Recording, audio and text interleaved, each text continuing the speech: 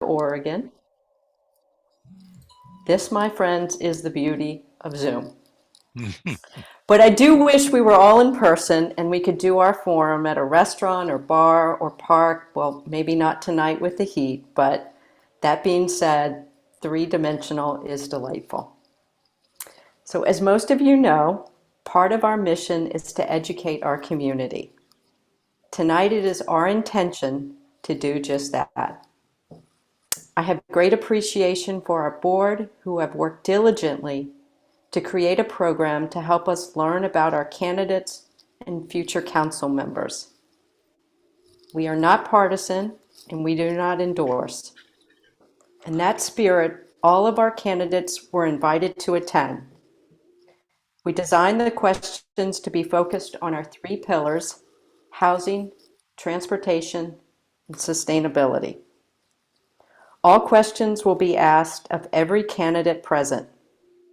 We did not share the questions with them ahead of time. That being said, there are no gotcha questions or rebuttals. We just want to create an environment to learn and witness how they process ideas and policies. So on behalf of the board, I thank you candidates for participating and our audience for participating in this democratic process. I wanted to thank our co-sponsor, Silicon Valley at Home Action Fund. And if there's anybody else that I forgot, a co-sponsor? Okay.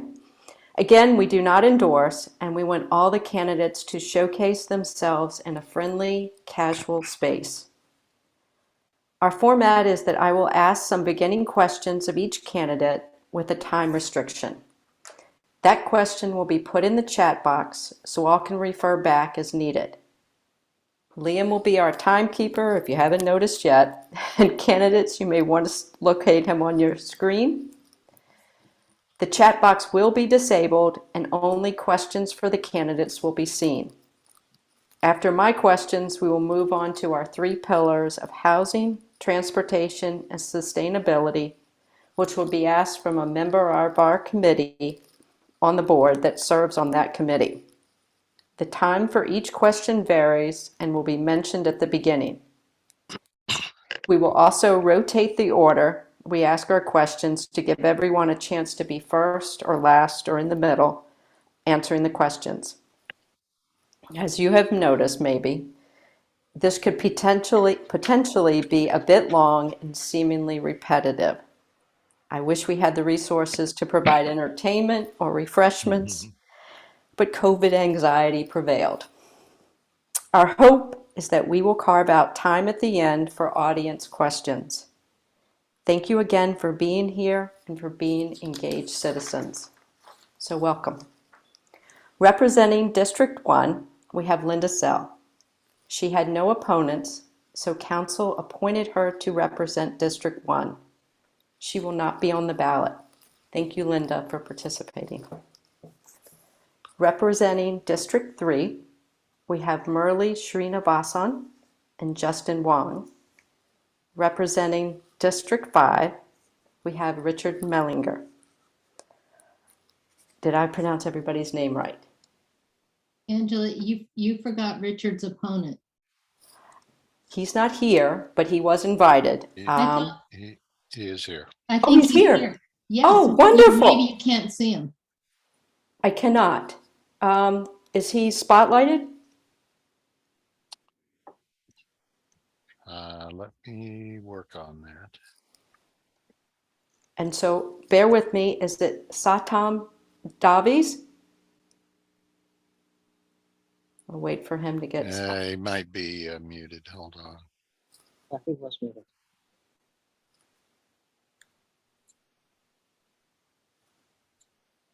So Satam, did I pronounce your name correctly? You're still muted. I think he's still, I think you can unmute yourself, but I can hear. There we go. Well, welcome. Can you hear me now? We Sorry. can. That's okay. Yeah. Can you pronounce your name correctly for me? Yes, it's Satyam Dave. Satyam Dave. Well, welcome. Yeah, I tried to unmute earlier, but I think you were in control, so I couldn't. So Okay. apologies on that. Welcome, welcome. Again, we have tried to create a fair and comfortable environment, but as you know, all of you that may have kids or siblings, some may feel favored and others not so much. Our hope is that you will all feel favored here. Along those lines, we are trying our best to present a seamless forum. So bear with us, and thank you. So our first question is for Linda. And in your civic, and you'll have 1 minute, and in your civic life, what are you most proud of? And you're muted. You're muted. Okay. I'm most proud of over the last decade, bringing the community together to fund our schools so that we can have quality teaching programs, instructional programs in our schools, bringing the community to attention of toxic polluters near the vicinity of Sunnyvale, and having the community work together to bring attention to elected officials. And now the elected officials are laser focused on that. And then third, and also working with students on climate action so that they learn more about climate action, effectively work with government agencies, and also getting more involved at a civic level, serving on as vice chair of the Housing Human Services Commission and serving in other organizations. So I'm most proud of bringing the community together and working on solutions. Thank you. Justin.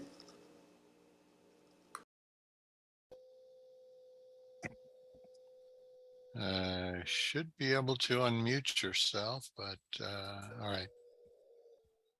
I think you have to allow us to unmute one time, and then we have the ability to go on and on. Okay. I think that's the Zoom setting.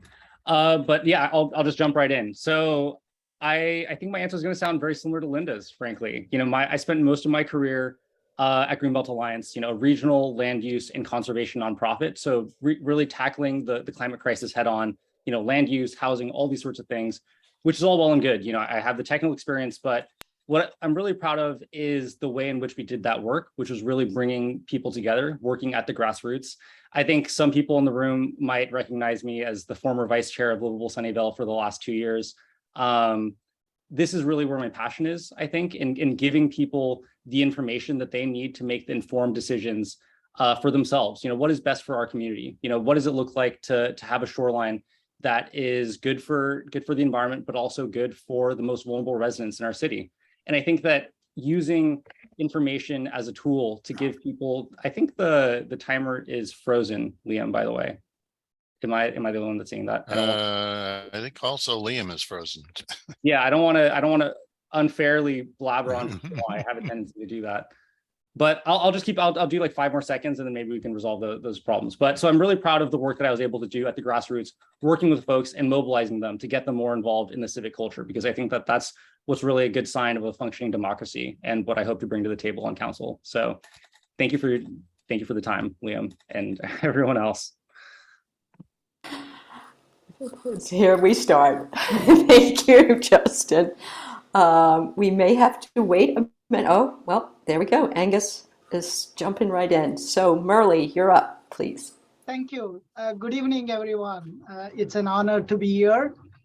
My over 15 years, I have been involved in community and neighborhood activities as a volunteer and leader.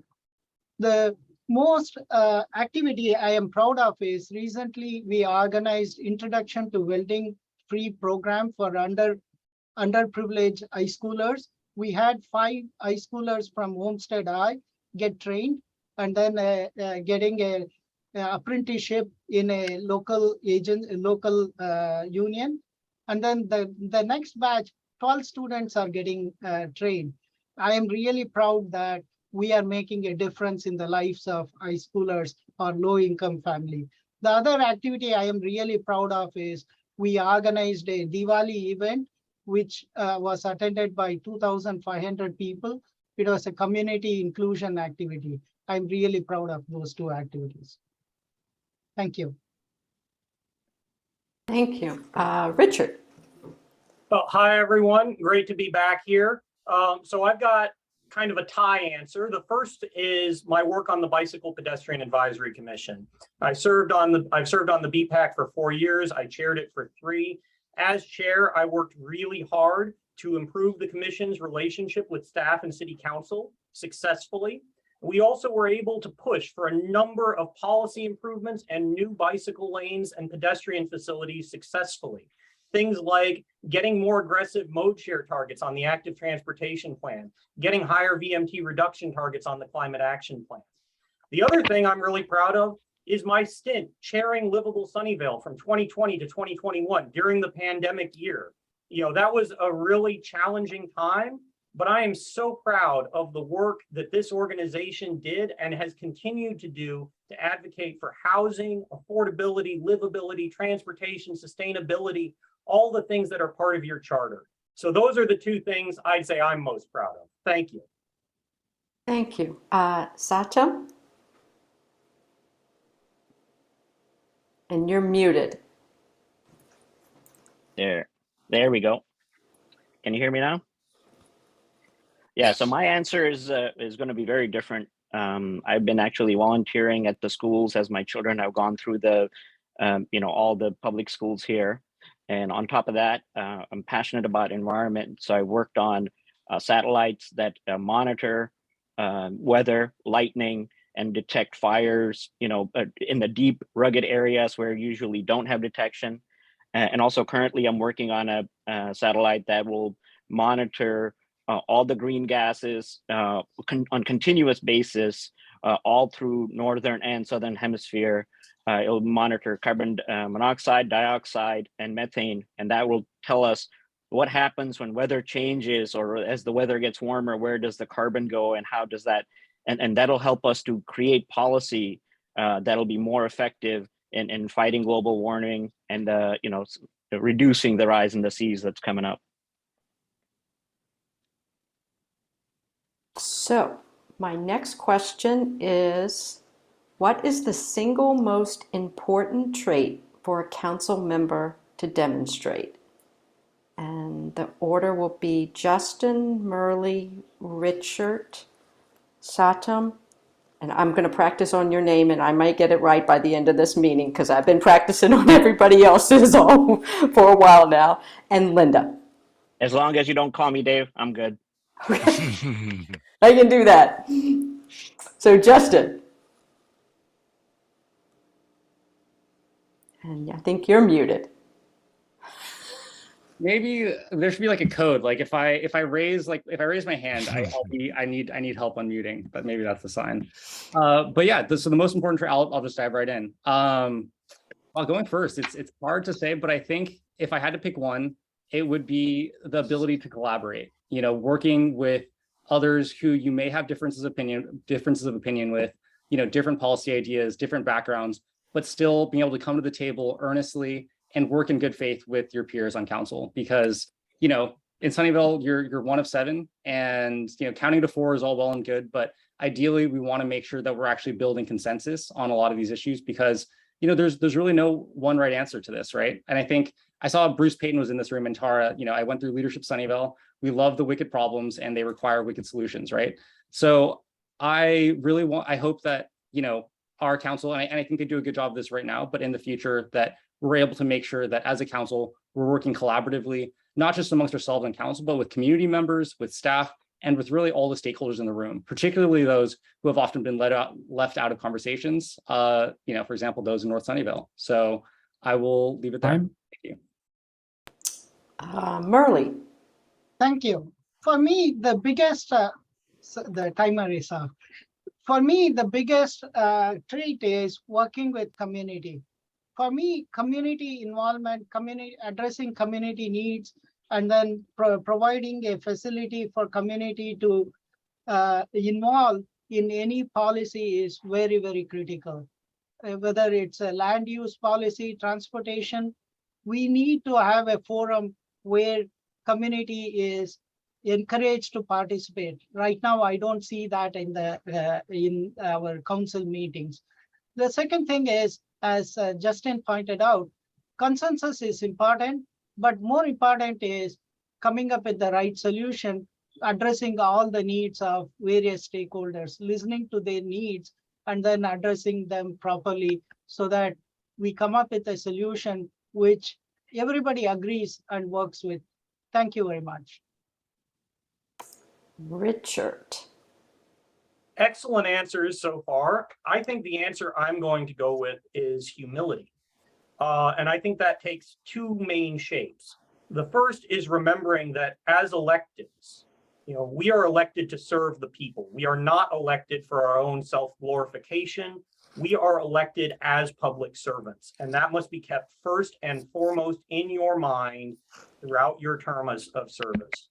And the second aspect of humility is a humility of our own perceptions, knowing that there is much that we don't know, there is a tremendous scope in the work that a city council member does. And it is impossible for any one person to have touched on all of those things before taking office. So it is important, it is vitally important that we approach the job with a spirit of humility and a spirit of understanding, and that we work hard to learn that material, because that's where the job is.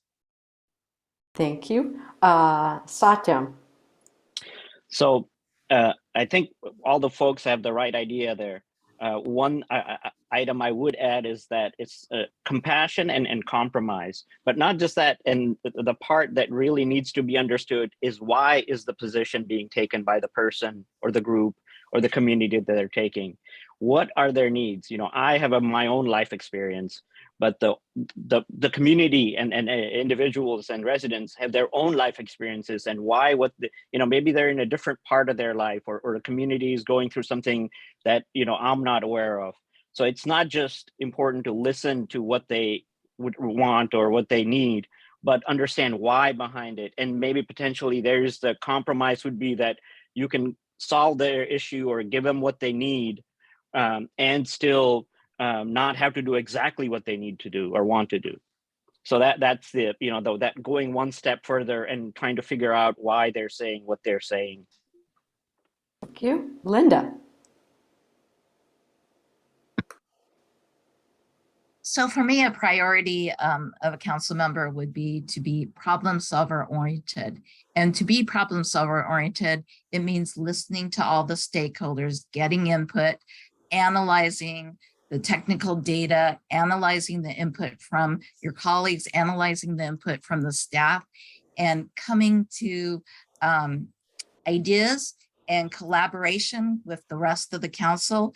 And from that, synthesizing solutions that will remedy a major section of what the crux of the problem is.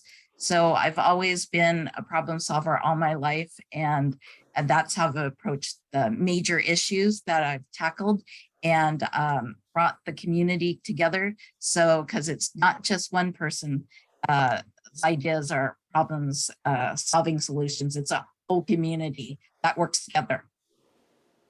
Thank you. So the last one for me is, what else would you like us to know about you? Marley. Thank you very much. That's a great question. I have served in the city and community for 15 years. As most of you know, I was the Distinguished Resident of the Year in 2021. I'm also an engineer, entrepreneur, and technologist. I have 4 startups.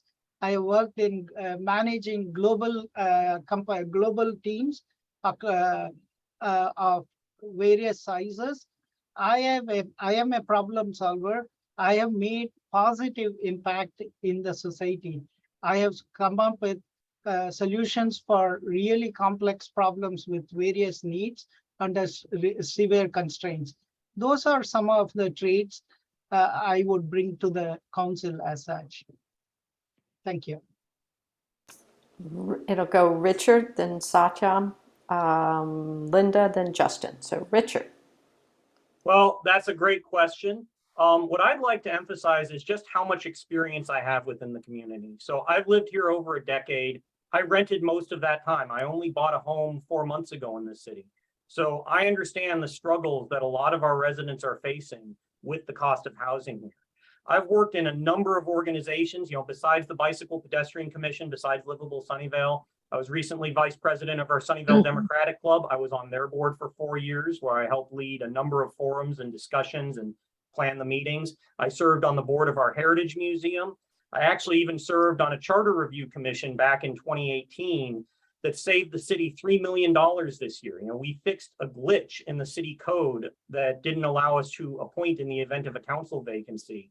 And with the vacancy last year, had we been forced to go to a special election, that would have cost us $3 million. So I think I've got a tremendous breadth of experience, both lived and in civil society, and I think that qualifies me well to hold office. Thank you. Satya. There you go. I am. First thing, I've been a resident of Sunnyvale. Actually, I worked in Sunnyvale before I started living in Sunnyvale, and I've been living in Sunnyvale for over 20 years. I have a breadth of experiences from working with union, federal government, and my own management and my own team, and working together with them to solve some very fine problems, very high-end technical problems. But while all these groups having different stakes in the, in solving the issue, but all want to have the issue solved, just like what happens in Sunnyvale, right? People want to have any issue that comes up, they want it resolved. And I think my experience in working and in real, living in Sunnyvale and being around Sunnyvale, like running on the levees or, working up in the Moffett area has prepared me to really help the community. Linda.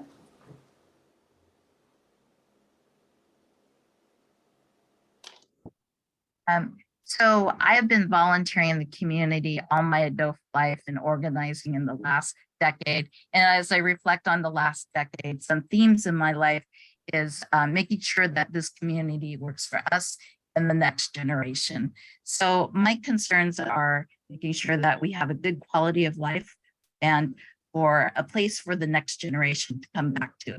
And this involves finding ways for Sunnyvale to be more welcoming, affordable, and be able to have diverse communities that are walkable, bikeable, vibrant, and well-maintained.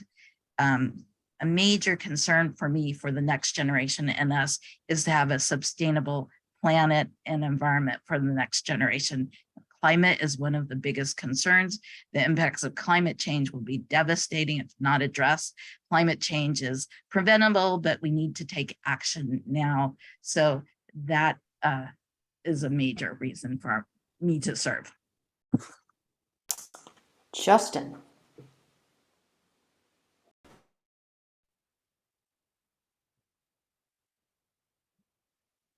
Perfect. All right. I will jump right. It sounds like we're all flexing how long we've lived in Sunnyvale. So I think I might have most people beat. I've lived here my entire life, which is 26 years. So, whatever brownie points that gets me, I suppose. But, I could talk all day about the technical knowledge that I've done, that I've acquired over my career, authoring case studies for Spur on how to address the drought, protecting Coyote Valley and all those, fun things. But I think the most important thing that I bring to the table are my values, right? I recognize that I'm someone who doesn't always have all the answers. And, as being the child of immigrants, right? It was impressed upon me at a very early age, the importance of hard work. And I'm the co-host now. That is an exciting promotion. So with that perspective, I've realized that there's a real problem, for our seniors, for people living in mobile homes, for working families, for nurses, for all these people in our community that are struggling. And I'm someone that's going to work hard to fix those problems, working collaboratively with everyone in the room, because that's what we need to do to fix the problem in Sunnyvale. All righty, so I am off the hot seat. I am turning it over to Agnes, she is one of the chairs for our housing committee, and she will be asking the questions. So thank you. So before we go to that, is there, I think we don't have an option on the timer, right? But right now, instead of seeing the speaker, everybody's just seeing the timer, and for people who only have one screen, all they're seeing is the timer, none of the speakers. But I don't know, is there anything we can do about that? Like Liam, you can't get your timer to work at all, or Could I just suggest that I think we could unpin the timer, because I think as candidates, we could just look at it on a small screen. I think it's not too onerous. So then people could actually see our faces, but just my 2 cents. Yeah, that could work. I think by sharing the screen with the timer, it's overriding the view options where you would have the speaker view showing up for the candidates. Yeah.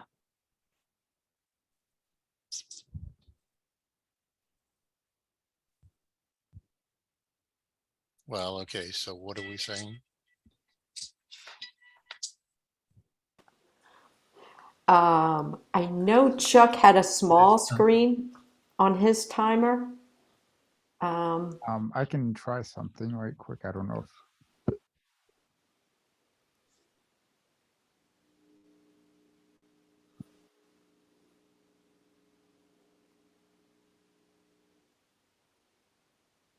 does that one look any better, or is that the same? It's better. Now it's going back to the to the view where I can see all the faces.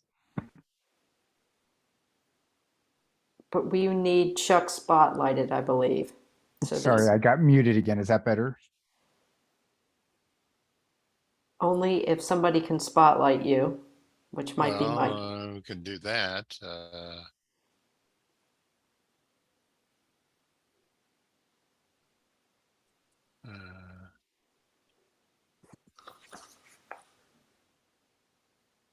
Okay.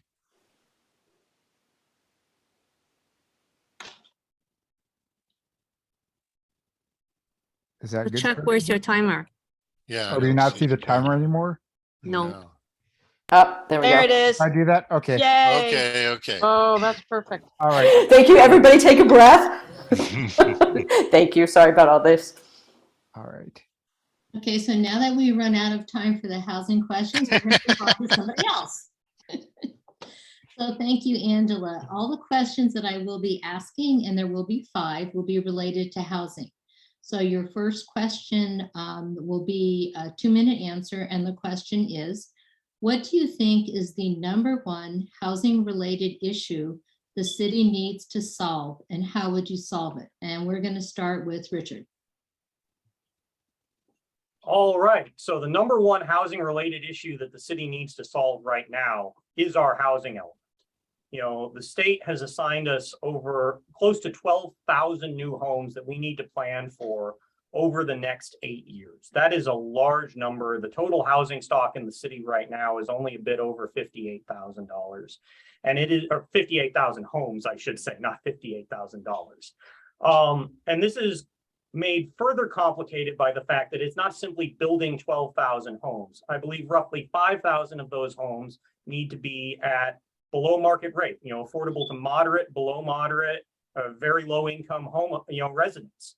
That's a real challenge because that's essentially an unfunded mandate from the state. We don't have the money to actually fully subsidize, you know, 5,000 units of affordable housing. That's a real challenge.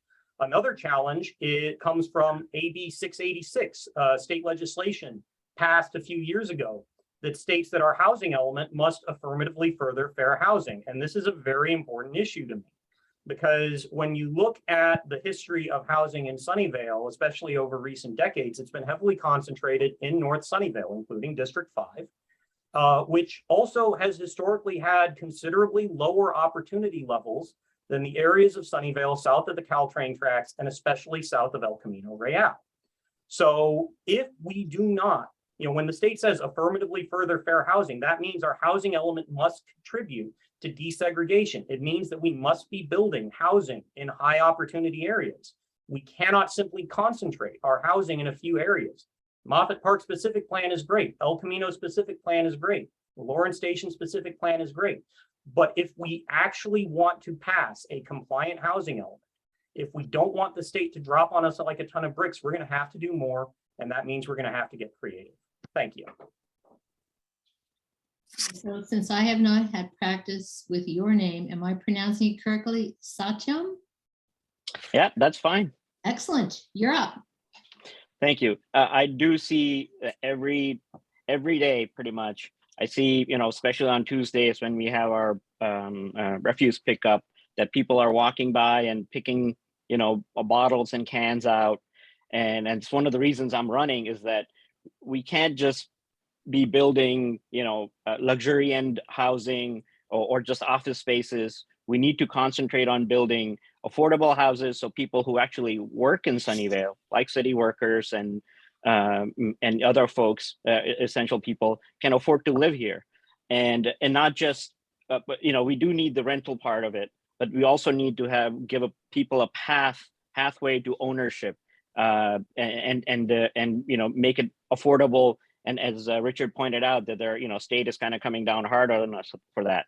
And I don't necessarily agree that Moffett Specific Park, where it's going to be up to 10 million square feet of office space and 20,000 housing, that we necessarily need that much office space, because two reasons. One, that the pandemic has come and shown that a lot of people are working remotely now as we are meeting remotely, and the future need for office space is uncertain, and we don't want to be building a lot of place that's not going to be in demand. And I think in the Moffett Specific Park, especially part of it, we need to look at how we can build more housing versus office space, and try to alleviate some of the hardship that people who work here face by not being able to live here.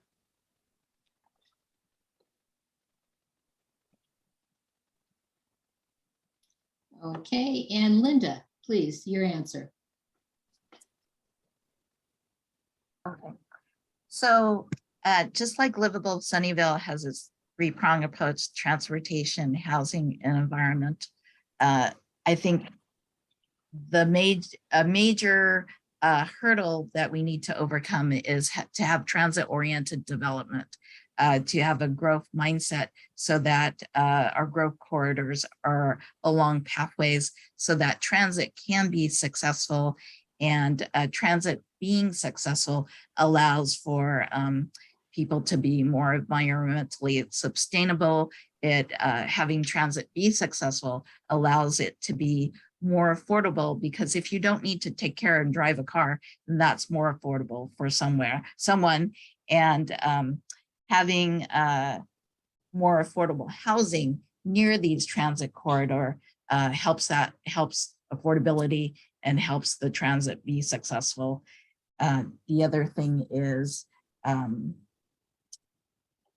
as a city council member, I would like to see some of the transit-oriented development that we're working on, such as the village centers and the El Camino specific plan, be successful, because they are going to be near transit-oriented corridors. So I'd also, along with that, to have those be walkable and bikeable to further allow us to be sustainable. So I believe the major problems and issues should focus around the three pillars of Livable Sunnyvale, to bring them all together for a solution: housing, transportation, environmental sustainability. So I really think transit-oriented development is critical for Sunnyvale. And Justin. I'm almost shocked I get to be the first one to say this. I mean, I'm just going to come out and say it. Housing affordability, plain and simple. That's what it really comes down to for basically every single resident in our city. I've talked to some people who think that it's good that housing is so expensive, that property values are high, and it's a wonderful thing because you're sitting on a gold mine. But let's be clear about the costs of this housing crisis, right? It is a problem when young families can't afford to live in Sunnyvale because our schools are closing. We're seeing declining enrollment because young families simply cannot afford to move here. I'm proud to say that the CUSD schools with the lowest declines in enrollment are actually in District 3, it's in Stockholmeyer, primarily because of the multifamily housing that is around them. So clearly something good is happening there. But it's also a problem when seniors can't afford to age in place in Sunnyvale, right? I've talked to folks who are original owners, and they're really worried because they're living on fixed incomes. I've talked to folks who live in a mobile home, and there's increasing cost of living, and people simply can't afford to live in Sunnyvale. And it is a real problem when people who live in Sunnyvale, who work in Sunnyvale, who are literally the backbone of this community, cannot afford to live here. So we need to tackle this immediately with urgency, because again, lived here 26 years. I've seen Sunnyvale change. I've seen the people who are able to afford to live here, and it's not quite like when I grew up, and I've recently joined the dark side and work in tech, but we need to make sure that Sunnyvale is a place that supports working families, that supports our nurses, our DPS officers, all the different people who make up a community. And, I guess with 20 seconds left, I'll crack this nut just slightly open. Homelessness, right? Like, there are people literally living on the streets in Sunnyvale, the heart of Silicon Valley. And I think it's incredibly heartless to leave them out on the streets, because there's more that we can and should be doing, like transitional housing opportunities like Project Homekey that our neighboring cities of Santa Clara and Mountain View have already taken advantage of and received over $30 million of state funding in. I'll leave it there. Thank you. And last but not least on this question, Murley. Thank you. It's good to be the last because I can observe all the answers, but mine is totally different. For me, we have the problem of we need to increase the housing stock just to make the numbers, because we are severely short. We have shortage of housing. But for me, housing is not a standalone problem. It should be coupled with transportation and sustainability at a minimum. So we need to attack all these problems together. We cannot just build housing. We have to build communities and neighborhoods. That's what the city is all about. And then with housing, we also need to balance different attributes we are looking at. For example, affordable housing, affordability of housing, open space, canopy covers, our neighborhoods, city services, and inequality.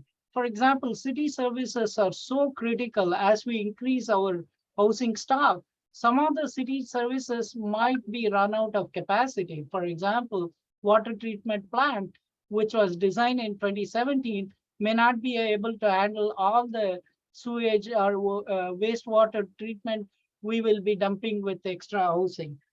What we need to look at is all these problems we have to get to the community, ask for their opinion when we look at all the housing stuff. I also agree with Linda. We have to start with building on the transit corridors at the first instant, because it will solve not only the traffic problem, but also the transportation related greenhouse gases. And then I also strongly believe that as an engineer, I like to go in phases, look at monitor, measure, and then manage the effects of using. Thank you. For this question and the remaining 4, you'll all have 1 minute. And the first question is, what do you think the average density for the village center should be and why? And we're going to start with Sachin. So I think the density should be, I'm looking at more from a jobs to a housing ratio. And, Bay Area in general is one of the highest ones with a 3.2 jobs for housing. So I think what we want to do is generate more housing that reduces that ratio down and deal with the transportation issue that's coming up to keep Sunnyvale walkable and all commute friendly. So I think that's what we need to do. Thank you. Next up is Linda. I believe it should be looked at. I think it's on the order of 14 units per 1 acre. But I believe that you need to look at every village center oriented, how it's oriented. And if you could put more density and get the support of the wider community for that more density, then that would be good. It's important to educate the community about the need for more housing. And so when you bring them on board, then they might be supportive of the higher density in the village centers. Village center is where we're going to get the transit-oriented development. So it would be favorable to hire there, but I also would be favorable to educating the community and bringing the community along with us to support that. Okay, thank you. Justin? 30 units per acre, at least. And the reason is simple, because that is the threshold that HCD, the Housing and Community Development Agency for California, has dictated as being the bare minimum in order to zone that site as affordable. And so if there's people that say that they care about affordability, that they care about affordable housing, then they will, I shouldn't say they will, they ought to support at least 30 units per acre on these sites. Because if you read the housing element and the new guidelines, there is a requirement to affirmatively further fair housing. And to do less than that is to, frankly, further discrimination and to further segregationist housing policy. So I believe that it is a responsibility of ours to make sure that we're maximizing the potential of those sites. And there may be community pushback, and it is our role as leaders, as people who hope to be elected officials, to actually push that change, right? To talk to our neighbors and help them understand, one, this is state law, two, it's the right thing to do, because we have neighbors that are struggling, that cannot find places to live. And I'll leave it there. That's it. Okay, Merle, your thoughts? Thank you. Thank you. My answer is on two sides. One is, irrespective of the number of units per acre, it could be 20 to 30, that is immaterial for me. First of all, it should be village-centric specific. There shouldn't be any common number across all the village centers, because all the 7 village centers have different needs and different neighborhood needs, and we need to look into that. But more importantly, what when I was talking to the neighbor who is sharing the fence with the village center, he was really concerned about the higher density, which will lead to some other problem in his neighborhood as such. And then for me, the biggest thing the city can do is work with the community, get their community input before deciding the density aspect of a village center. That is very critical for me. Thank you. Richard? All right, so I'm going to open by saying that the Village Center Master Plan, as it currently exists, is not fit for purpose. 18 units per acre is not enough to achieve the goals of mixed-use development with retail and housing together as laid out in the Village Center Master Plan. With 18 units an acre, you get townhouses with a little bit of retail shoehorned into a corner, and the small businesses that are on those sites get wiped out. What we need, I'm going to riff on Justin a little bit. We have to do at least 30 units an acre because of HCD, because of the housing element. We should do exactly 30 units an acre, not one more, not one less.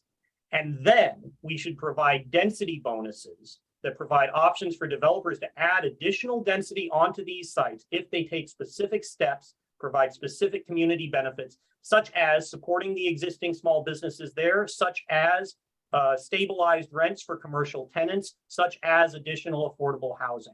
So my answer, 30 units per acre on the dot with a strong density bonus menu.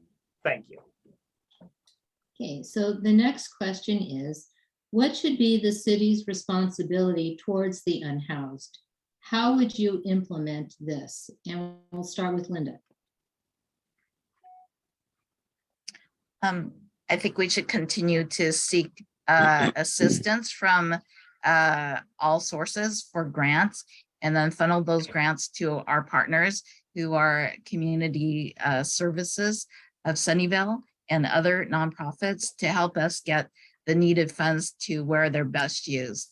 There's also at the state level, more energy towards dealing with the housing program. So making sure that our staff has the bandwidth to look into those programs, to bring those programs to Sunnyvale so that we can, as a community, decide, yeah, that's the right solution. Studying what is successful in other communities to deal with the housing program. I'm a big believer in not reinventing the wheels, but understanding what's working in other communities. I think Sunnyvale, you know, given like the Lakewood Park and having a homeless encampment there is really sad. So it is a big problem. Okay. Justin?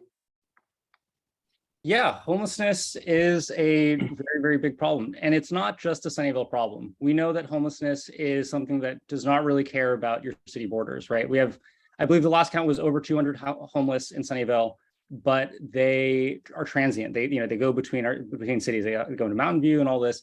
And so one, it's really important to partner with the county because this is more their jurisdiction. And we want to make sure that we're building those strong relationships.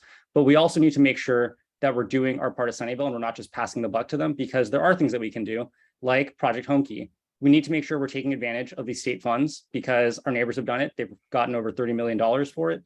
And that's something we should be exploring. We need to proactively identify those sites. We also need to look at good examples in other cities. There's bridge housing in San Jose. There's been other initiatives up and down the peninsula that we really need to look at. I believe Sunnyvale was in favor of safe parking, and you know, there's a whole range of options because there's no silver bullet to this problem. You know, there's no one type of person that is homelessness, and we need to have a range of options. Thank you. Murli? Thank you. I have worked with a couple of nonprofits who directly work with homeless, unhoused. Having worked with them, I know that one of the things city needs to work with is all these NGOs or non-government organizations, because they have relationship with unhoused. It is the trust and respect for unhoused that is critical while working with homeless people. So the second thing is we have to work with county and state for funding. For example, Santa Clara County spends about $60,000 per person. We need to tap into that. Obviously, we need to provide safe parking, but the critical thing we need to do is address the simple needs of the homeless people. For example, in the hot weather, we need to provide water, phone charging, transportation, and mental health. These are some of the needs which are critical for human life. Thank you. Okay, Richard.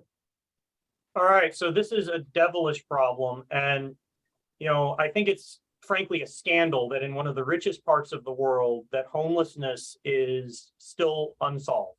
And we know the solution. Housing is what solves homelessness. We've seen this over and over again, that homelessness is a function of the cost of rent. To address this requires short and long-term solutions. Long-term, we need to be building much more housing, especially subsidized supportive housing for our unhoused neighbors. However, we also need to be taking steps short-term. So I support having the city explore hiring a homeless services coordinator, because the first organization that gets called about a homeless issue is the city. Beyond that, we need to be looking at safe parking. We need to be exploring Project Home Key. That's a really important thing.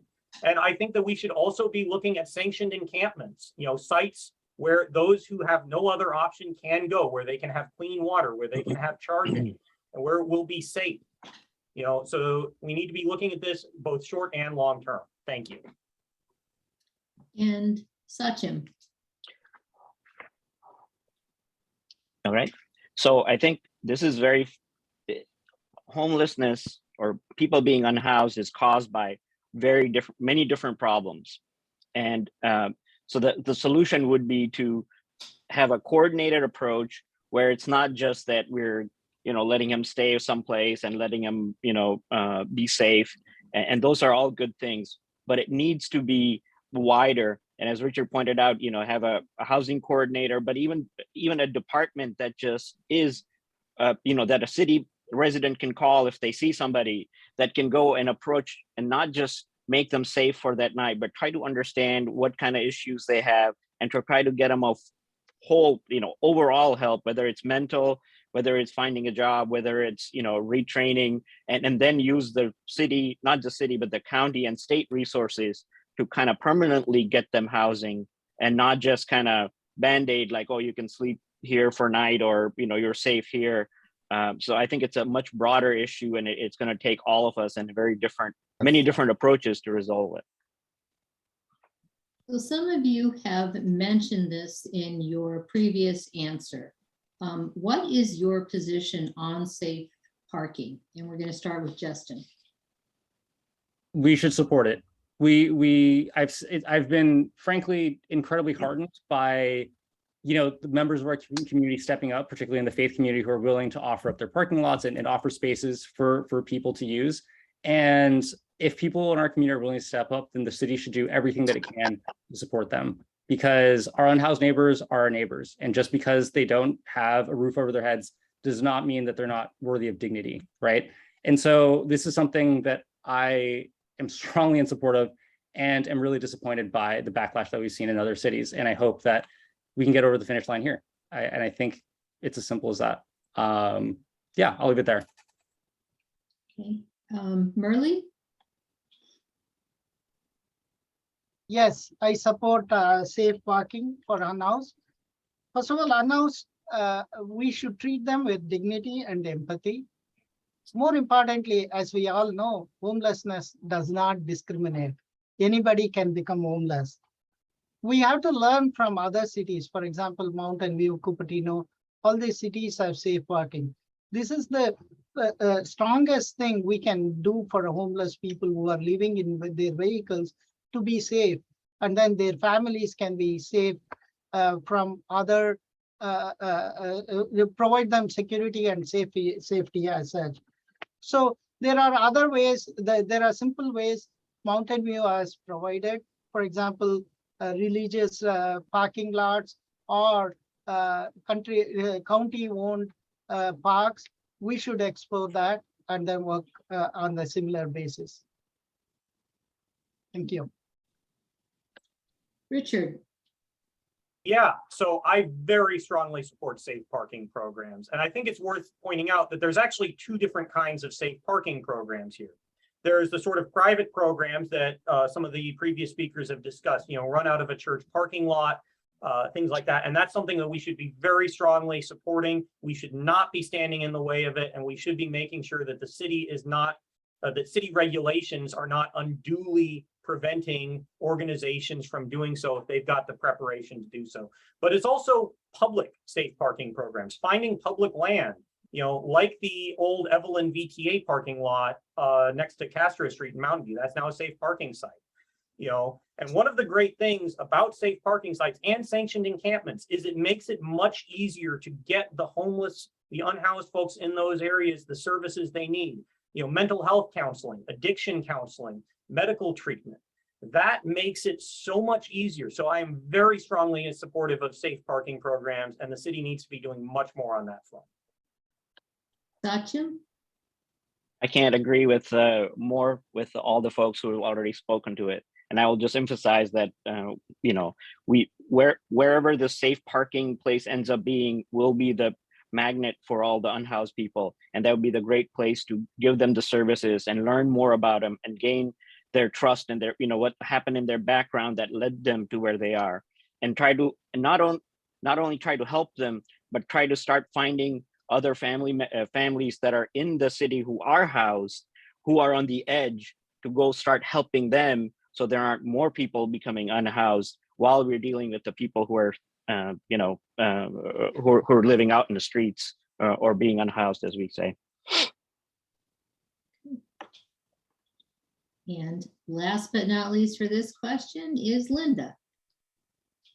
So I've served on the Housing and Human Services Commission for 2 years, and part of our housing plan does involve safe vehicles, safe parking in Sunnyvale.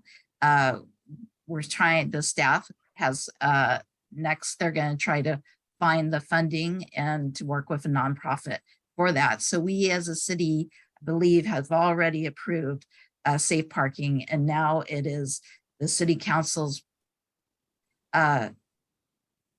maybe priority to prioritize this more. So as a city council member, I would prioritize this. And I do also believe what we have been saying is that it needs to be coupled with counseling, wraparound services, so that people can go to the next level and try to find permanent housing. and that the safe parking is temporary, and that they would move on to better quality of life and permanent housing with wraparound services to move them forward. Okay, and this is our last housing related question. It is also 1 minute. In your civic life, how have you demonstrated that housing is a priority? Merle? Wow. In my civic life, how have I demonstrated housing? Sorry, I missed the last part. So in your civic life, how have you demonstrated that housing is a priority? Absolutely. So I sit on the boards of Sunnyvale Community Services, which prevents homelessness and poverty elimination. As I said, I also help a couple of nonprofits directly working with homeless. So I understand the homelessness and housing needs. So that's what I practice, and then I would like to continue as the council member, continuing the work I have done for the community as such. Thank you. And Richard? So housing is the issue that got me involved in local politics 5 years ago in the first place. The very first organizers I got involved with, was around housing. It was with Livable Sunnyvale. The very first city council meeting I ever spoke at was in July of 2017. I was there to speak in favor of a new apartment complex with a 20% affordable housing component. Since then, I have worked hard on housing policy issues through Livable Sunnyvale, through the Sunnyvale Democratic Club, and I have consistently been an advocate for building more homes in this city, for greater affordability, for better tenant protections, for all of the things that we need to do to solve our housing crisis. This is why I'm running for office. I am running for office because the cost of housing, the affordability crisis we face in this city right now is unjust. It is a stain upon our city. And as council member, I will do everything in my power to solve this crisis. Sachin? So housing, I believe, is a fundamental right. And the way I've been helping is by making sure that people do not become unhoused, by donating to charities and working and understanding that people who are about to be unhoused are the ones who are, they're the last ones to, that's the last money they spend on is food. They pay everything else first. And so I'm making a pledge right now that if I get elected, I'll be donating my salary to the Sunnyvale Civic and other pantries around, because I think that's the first step, and then work on all the folks who are unhoused and get them to where they need to go with a better life. Linda? For the last 2 years, I've served on the Housing and Human Services Commission, and we've been working on a plan. And part of that plan, the first phase of the plan was to work on things like the mobile home MOU. And I've been proud that our community has come together to support the mobile home community and working with the owners of the mobile homes so that they can try to have rents that aren't hugely increasing. So I've been proud that we were able to support the mobile home community and the landlord to work together for that. I've also worked towards the reason I'm running for city council is because I see that the diversity of income levels in Sunnyvale is reducing because it is less affordable to live in Sunnyvale. So I'd like to see the affordable housing in our housing element be successful. So the next generation and all those others can live here. Justin? Thanks, Agnes. Yeah, a few quick thoughts. One first thing comes to mind is, of course, Livable Sunnyvale. I am tremendously proud of the work that we did in the past to secure that MOU for the mobile home park residents. And I definitely cannot take the bulk. Most of that credit goes to Gail Rubino, and just an amazing advocate but I'm really proud to have been part of this organization that spearheads these things, because we care about our residents, because we care about the lives of people who make Sunnyvale the special city that it is. So I'm really proud to have affiliations with this organization. I'm also proud of my career, Greenbelt Alliance, which really focuses on issues of conservation and land use. You know, I think everybody on this call has spoken very highly of TOD, transit-oriented development. One of the first things I advocated for was Caltrain's TOD, transit-oriented development policy, making sure that they are going to do 30% affordability, which is excellent on their land. I also advocated, I was part of the working group that helped shape MTC, you know, a really important organization in the region, their TOC, transit-oriented community policy, to ensure funding was going to good actors like Sunnyvale. Thank you. I'd like to thank all of you for answering our housing related questions. And now I'm turning it over to Gail, who will ask sustainability related questions. Correct. Thank you very much. If you guys want to wiggle a little or stand up, take a little breath. Maybe like a 30-second break. I gotta refill my water. Okay, let's do a 30-second break. Sorry, I hope you guys don't mind, but they've been answering a lot of questions. Gail, you providing the entertainment? They probably need a salty snack. You bet. Now, if we were in person, Gail, we would expect you to provide that. I always bring snacks to meetings. I know. Because happy people that are happy are fed. I just figured you already brought salty things to meetings because you're just salty. No, I bring food because people are happier when they eat. Plus, it makes them less edgy. Isn't there some feed them and they will come? Isn't there that also?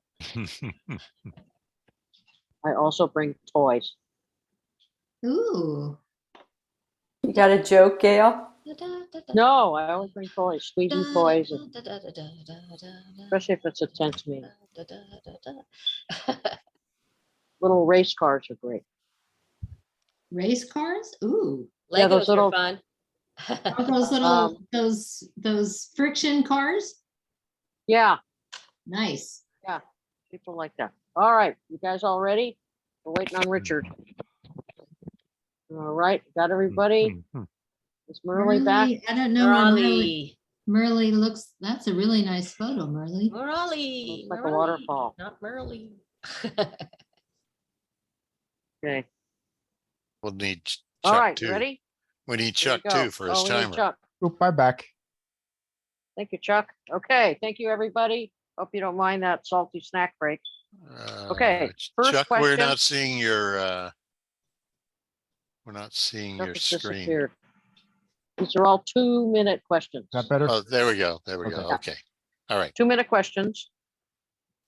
Okay, do you think sea level rise is problematic for Sunnyvale? Why do you feel this way? And the first answerer is Richard. All right. Well, the answer is very obviously yes. You know, we have a pretty lengthy bay coastline, you know, and among other things, we have our water pollution control plant there. That is a multi-billion-dollar piece of infrastructure that we cannot allow to be flooded. We cannot allow that to be inundated. We cannot simply sacrifice that to the waters. So it's a huge, huge issue, and addressing it is a complicated problem. You know, we need to be looking at, you know, first of all, there are multiple agencies involved from the federal government all the way down to the local government.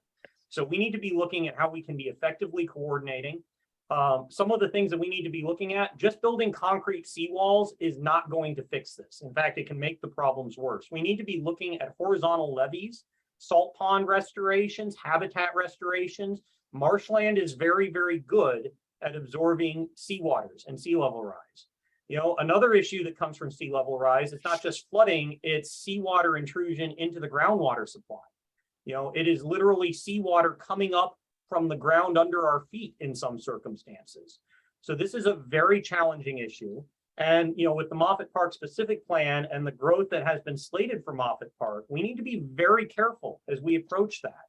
You know, we need to be very careful that we're not simply building things that will be flooded in the next 20 or 30 years. And, one of the things that I would support looking into for Moffett Park is, can we tie development in Moffett Park to, infrastructure to prevent sea level rise? I've seen Mountain View has a thing with the Wisman's precise plan where new office is only permitted if you build new housing to go with it first. Well, we might want to look at something similar, not just for linking office and housing, but linking development with sea level protection infrastructure as well. So very important problem and very serious one. Thank you for your answer. The next person is Satya. Yeah, so this is very near and dear to my heart. One of the reasons I decided to live in Sunnyvale was I had just started my dream job working hardware designing for a space station. And I would come out of work at 6 p.m. right in the Moffett Park area. And they had burrowing owls there. I had never seen them before.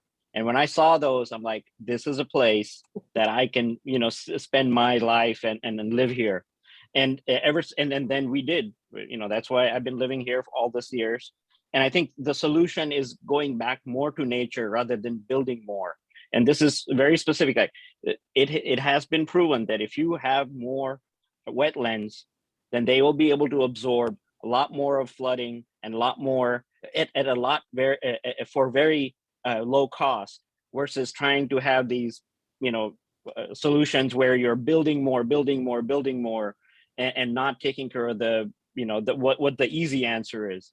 And also this will allow the local wildlife to thrive, and that's part of the character of Sunnyvale that I love, and I want to see it preserved. And I think we should look at what other cities have done and see what has worked. And also, inform people that living land alone and let it be natural is actually beneficial to all of us, not just, to the people who are environmentalists or whatnot. There's actually economic benefit to having it that way. And I have seen that in the Moffett Park development, that there's potential for building housing in a risk area, and that's an absolute no-no. We learned this over the years where people have built along the Mississippi River, built towns in the flood zones, and then they ended up, now every 5 years you see 100-year flood, and the towns are underwater, and we definitely don't want to see that. And I'm hoping my kids can live here and experience the same Sunnyvale that I have, past couple of decades. Thank you for your answer. The next answerer is Linda. So Richard mentioned that our water waste treatment plant is in the sea level rise area. So it is crucial for that reason that we address sea level rise. The other crucial thing is that a large part of Moffett Park, which we intend to have developed over the next few years with 20,000 housing units, large part of that is in the areas that would be most prone to sea level rise.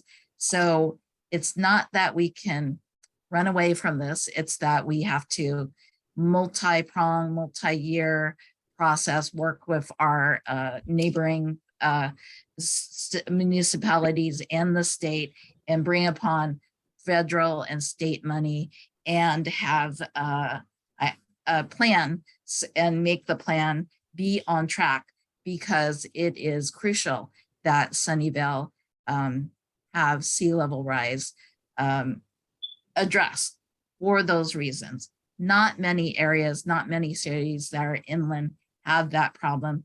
Sunnyvale has that issue and needs to be focused on because of Moffett Park and our waste treatment center. I am impressed that I believe that our mayor is working with them in an official way with the other municipalities to be addressing that. So he is a very good representative for Sunnyvale, and I feel more reassured that he's in there asking the questions to the regulators, to the other cities, for the sake of Sunnyvale.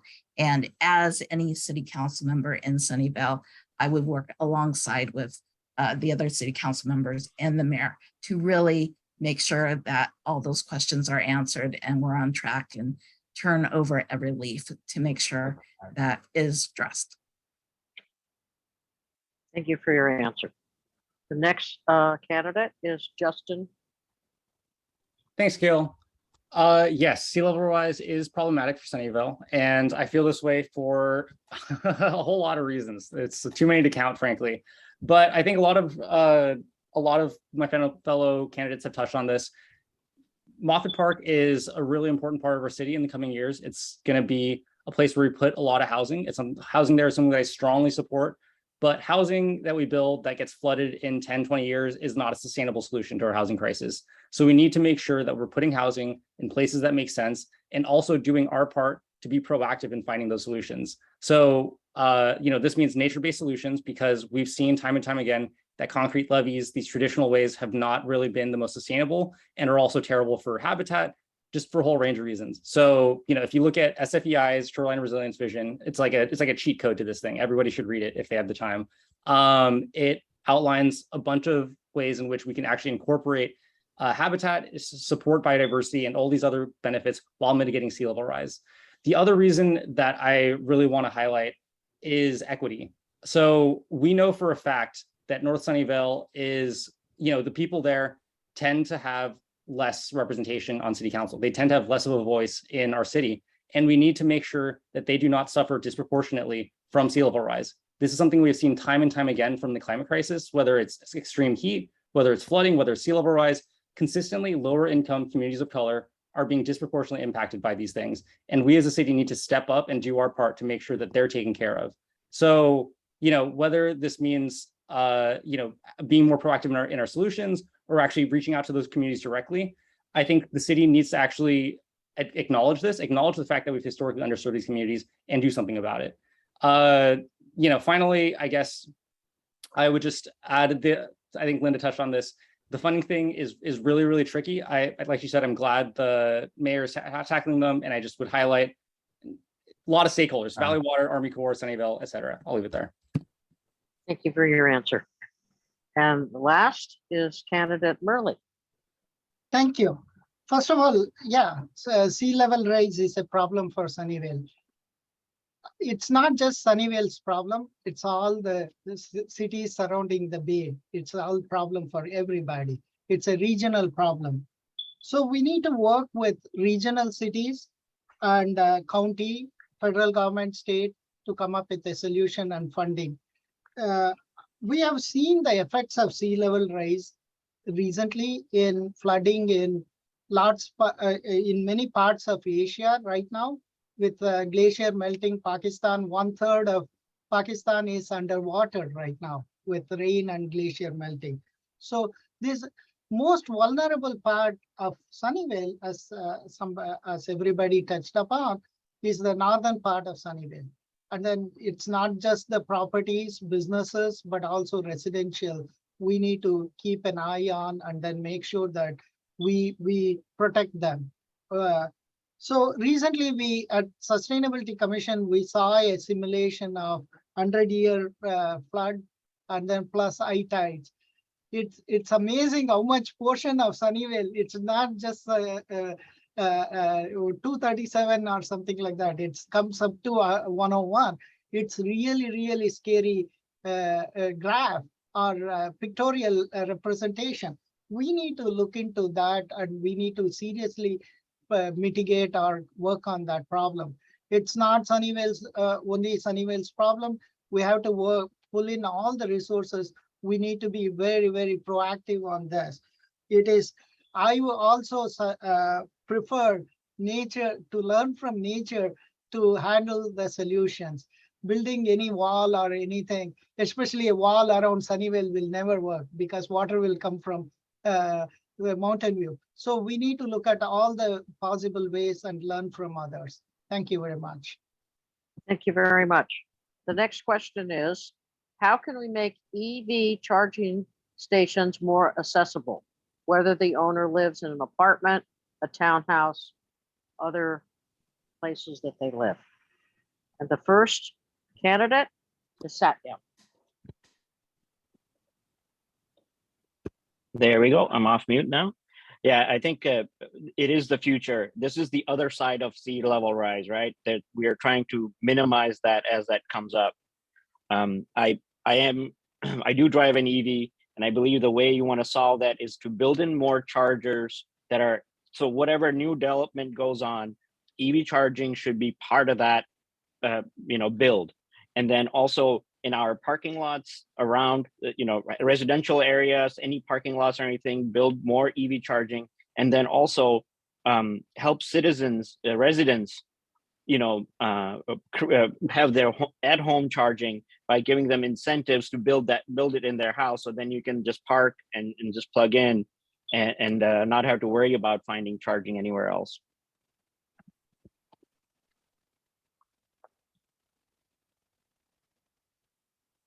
Okay. Next candidate is Linda. So in our apartment complexes, there is an absence of EV chargers.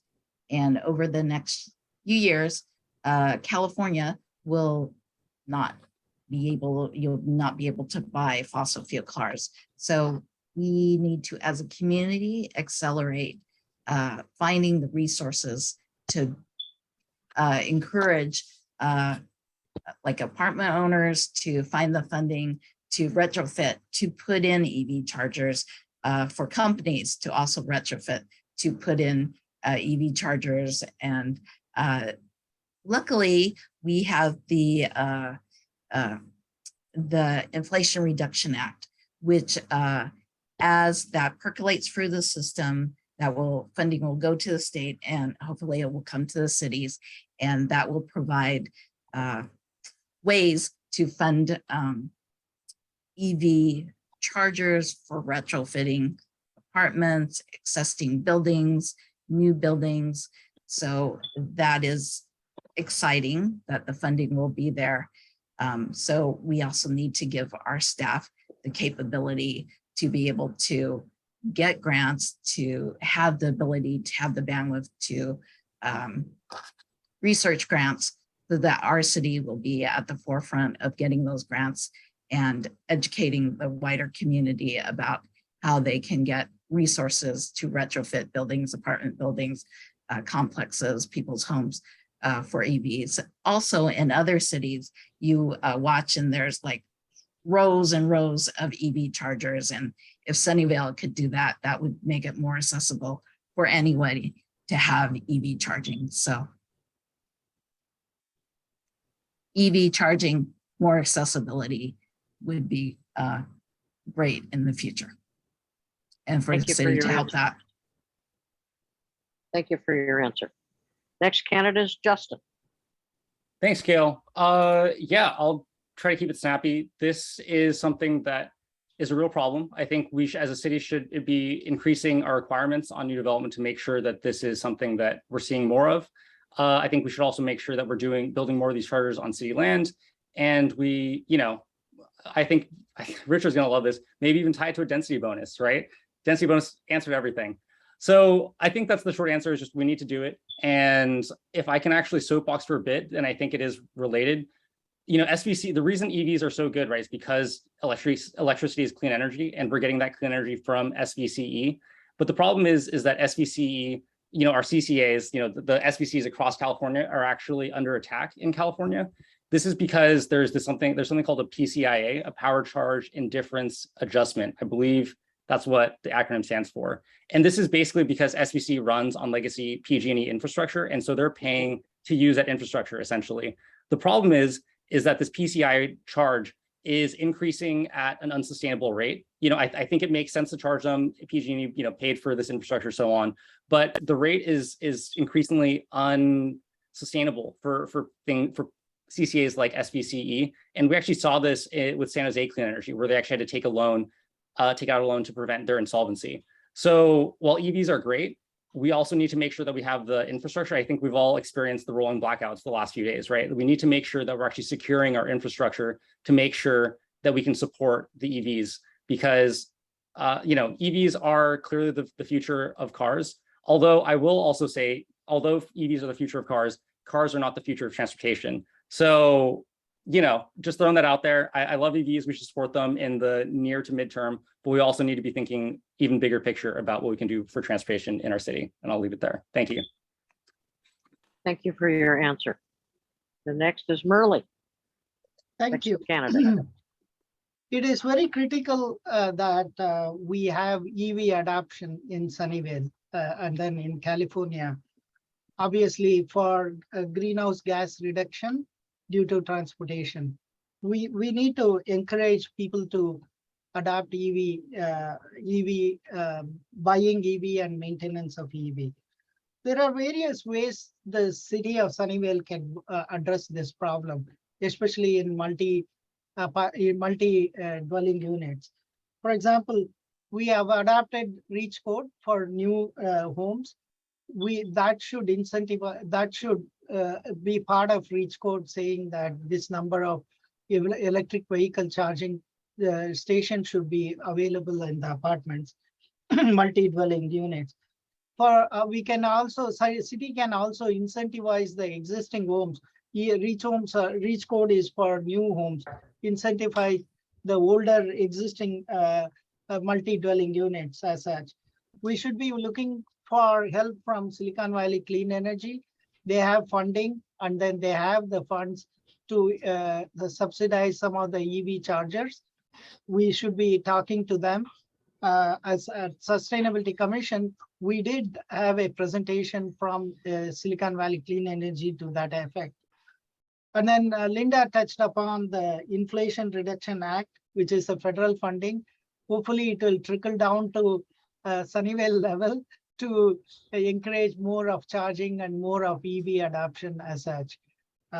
Those are some of the ways I would look into to make sure that EV charging is accessible to everyone. Thank you. Thank you. And candidate Richard. All right, so this is a deeply personal issue to me. I drive an electric vehicle. I've lived in apartment complexes with inadequate charging capacity. The last apartment complex I lived in had 5 charging spots for hundreds of residents, and half the time those chargers were broken or non-functional. So this is one of the problems. Many of the chargers that we have are often offline. You know, so another problem, chargers have different connections. Not every car is compatible with every charger. So we need to make it easier for people to find the right charger for their car. We need to have more public charging spots. We need to look into a retrofit program for existing multifamily to get them to have chargers so that their residents can use them. You know, so a multi-pronged approach here. But there's another thing that no one here has talked about. The only kind of electric vehicles that I've heard discussed on this question are cars. There are electric bicycles, there are electric scooters, there are electric skateboards. These are excellent mobility devices. You can commute quite easily substantial distances on an electric bicycle. You know, these have a much lower carbon and resource impact than even an electric car. Yes, electric cars have a carbon impact, steel, you know. So I actually authored a study issue to add parking standards for personal electric vehicles in multifamily housing and in office, things like electric bicycles, electric skateboards. And there's some specific needs for that to work. You need outlets, yes. You need the storage to be secure so that people don't walk off with your $2,000 electric bicycle. You know, they need to be fire safe. You know, when I was working in an office a long time ago now, we actually had to evacuate one day because someone plugged in their scooter and it caught fire. Okay, so one of the things I very much want to do is explore how we can be encouraging the adoption of personal electric vehicles and how we can be making it easier for those owners as well. Thank you. Thank you very much for your answer. One more question on sustainability. And the question is, considering the drought that we are currently in, what would you suggest to decrease our use of water in the city? And the first candidate is Linda. Well, I think Sunnyvale has been working on their water treatment plant, the new water treatment plant, hoping that will come online and we'll have more capacity to recycle water. and for that recycled water to become more used, such as maybe in new housing developments for there to be piping so that people can use the recycled water for things as things that don't involve drinking or eating, so that we would have the recycled water could be more used for landscaping. So I'd like to see more use of recycled water in Sunnyvale, for standards to be in housing so that it could be implemented in new housing units to use more recycled water for it to be piped. And possibly if people wanted to retrofit housing and buildings and apartments so that recycled water could be available for use in landscaping and toiletries.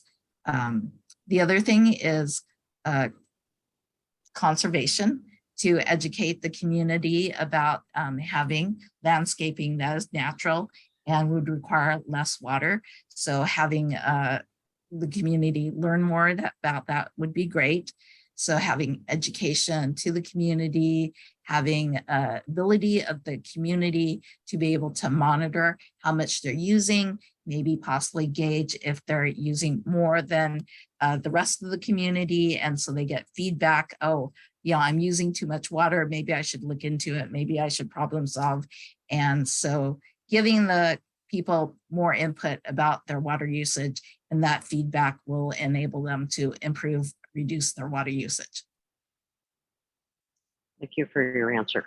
The next candidate is Justin.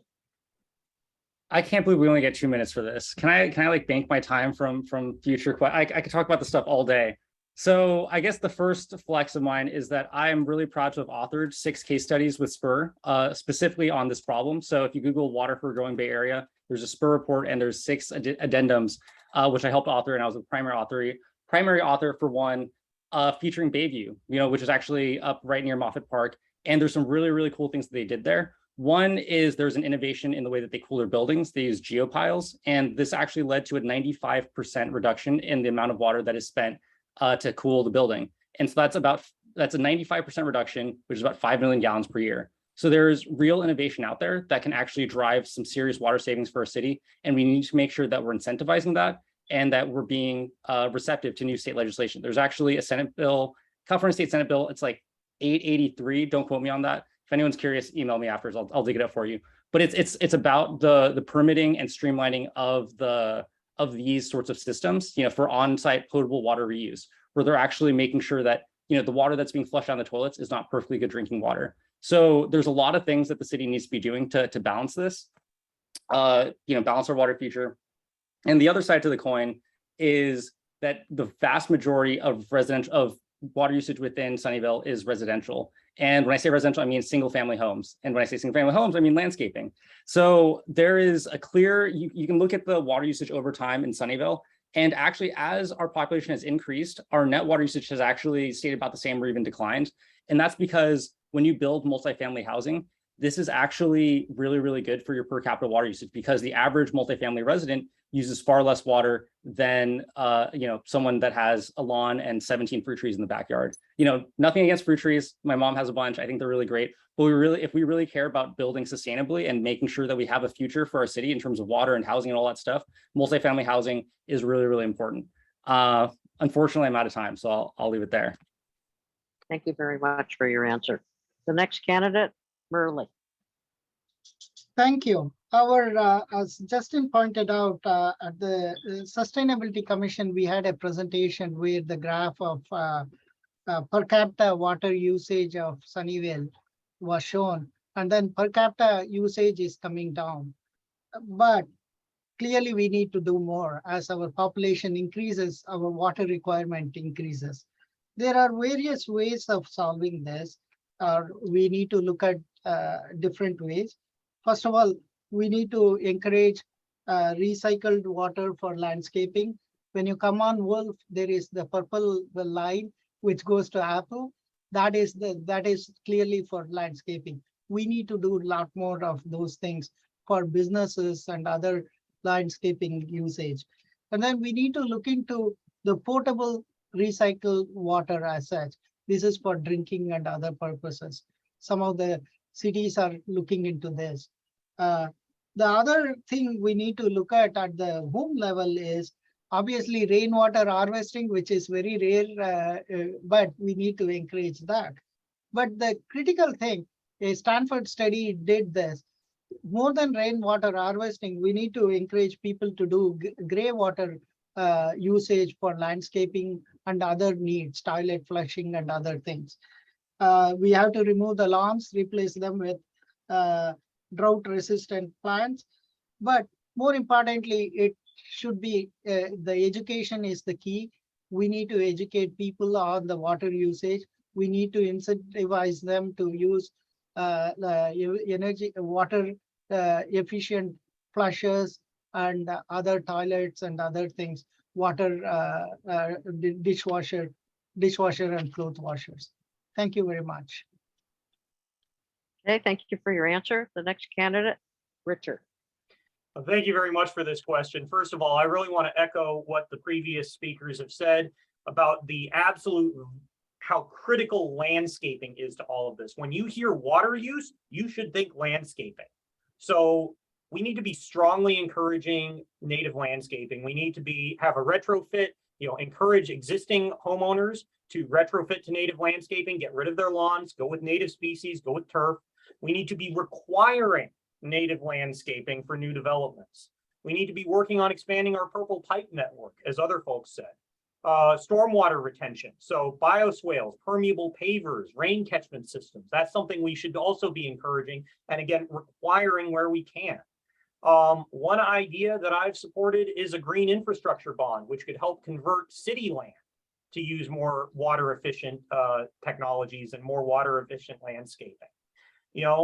Something else that we can be doing, we can be encouraging redevelopment, because when a site redevelops, it has to redevelop according to our current REACH codes, which are much, much more stringent on water use than the past codes were 40, 50 years ago. So things like encouraging even SB 9 projects, that will reduce landscaping, increase housing availability, kill two birds with one stone. That doesn't sound very environmental, but you know what I mean. With multifamily, we should be looking at requiring individual water metering on multifamily housing, both ownership and apartments, so that individually how much water you're using. District-wide utilities, that's something that offers great opportunities for saving water and power. And I'm going to say one other thing that may be controversial, which it is mind-boggling to me that we are continuing to subsidize golf in the midst of a drought and a climate emergency. We really, really need to be looking at the future of our golf courses and if this is a wise thing to be doing.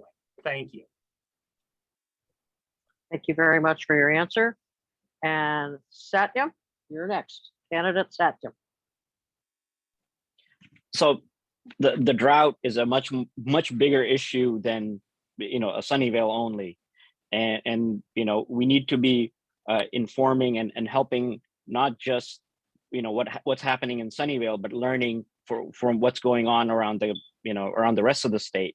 One part of it is that I believe that the gray water pipeline should be mandatory for any new, especially office parks or developments that are going on, because that should become a part of the whole infrastructure, where we're capturing all the water we're capturing and all the gray water that we're creating is getting used, and then minimum on the lawn and outside care, but also in the offices. So you'd have a different pipeline that goes to your toilet versus what's coming to your in your kitchen. On top of that, I think we should be encouraging education. I think is the key. I mean, we need to show people that whatever little they can do here, whether it's following your lawn, which I've been doing in my backyard, and I do very little of it in the front yard, and then going to native plants. There are some really beautiful and very fragrant native plants that could be planted that would be, require very little water, yet provide nature, the animals and the birds that are living here to, have a place to go and get their, just a kind of mini environment. And I think it starts with education, it goes into the regulation for the new developments, and then encouragement of the folks who are retrofitting or doing anything that incentivize them to, go, plant more native, and then also retrofit their housing wherever they are, and start using more of the gray water. Thank you. Welcome. Thank you for your answer. I really want to thank the candidates for answering the 3 questions on sustainability. And I'm now going to turn this meeting over to Leah as your MC on the topic of transportation. Thank you very much. Greeting candidates. Does anybody feel that they need to take a break for any reason at this point in time? Okay, just checking. All right, so now we move on to transportation. So the transportation sector is the biggest polluter in the city. And what would you do to mitigate vehicle pollution in Sunnyvale? These are all 2-minute questions, I would add. And the first for the question number 1 is Justin Wang. Oof, thank you very much. That is a great question. So the number 1 thing on my list is we must fully build out the active transportation plan with greater urgency than we already have been. So this is, for those who may not know what this is, essentially staff has come back with an incredible blueprint on, they've identified intersections, the most dangerous intersections, places for bikeway improvements, just all sorts of ways in which we can encourage active transportation and mode share. And given that single occupancy vehicles are the primary source of our transportation emissions, we really need to be finding ways to get people out of cars. And so using, by funding the active transportation plan, we can make the easy choice the right choice, right? Wouldn't it be great if you could just bike to the grocery store, when you forget a clove of garlic? You don't have to hop in your car, drive 5 minutes, there's so many different ways in which we can actually incentivize a more walkable, bikeable Sunnyvale. And we just need to, and we have the plan for it. We just need to make sure that we prioritize it. So that's first on the list. The other thing that actually ties in with that is the safe routes to school. I'm frankly appalled that we don't have an official safe routes to school in Sunnyvale for our students and for our parents, because I've heard it's for liability. I'm not really sure exactly what the reason is, but it is just unbelievable that we don't have this resource, because I think everybody who has either been a student or as a parent, I think that covers most people in the room, knows the horror of the weekday drop off, right? This is something that everybody hates, but people do it because driving, they feel it's a necessity. There's a real safety concern that we really need to be addressing. I have people in my district who tell me that their kids go to Cupertino Middle School and they have to bike either on Homestead or Fremont. And these are really, really scary roads, cars going 40, 45, 50 miles an hour. And we're not doing our part to make, again, the easy choice, the right choice. So that's one. And I see I have 10 seconds left. So in addition to that, the EV charging that we touched on before, and I also want to really touch on transit, which I don't have that much time on, but bus rapid transit and signal priority, very important for making transit viable. Thank you. Thank you, Justin. Next would be Murali Srinivasan. Transportation being the biggest polluter in the city, what would you do to mitigate vehicle pollution in Sunnyvale? Very good question. First of all, I would encourage Sunnyvale City to develop a shuttle system.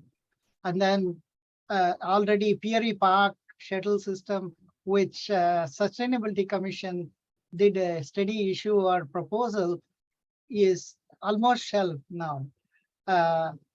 We need to come up with a shuttle system. All our neighboring cities, Cupertino, Mountain View, Santa Clara, all these cities have a shuttle system. Straight off the bat, the low-hanging fruit is to work with the neighboring cities to encourage our residents to use their shuttle system. The second thing is the connectivity of our shuttle with other shuttle systems. And then the other important thing is Sunnyvale has got 3 transit systems, the buses, trains, and light rail, but none of them are connected. We need to connect, we need to do the last mile connectivity between these 3 transit systems so that people can reliably interchange using the public transit for taking them to wherever they want to go. But the most important thing we need to do is have a safe biking and walking paths throughout the city. safe route to schools is very, very important for me.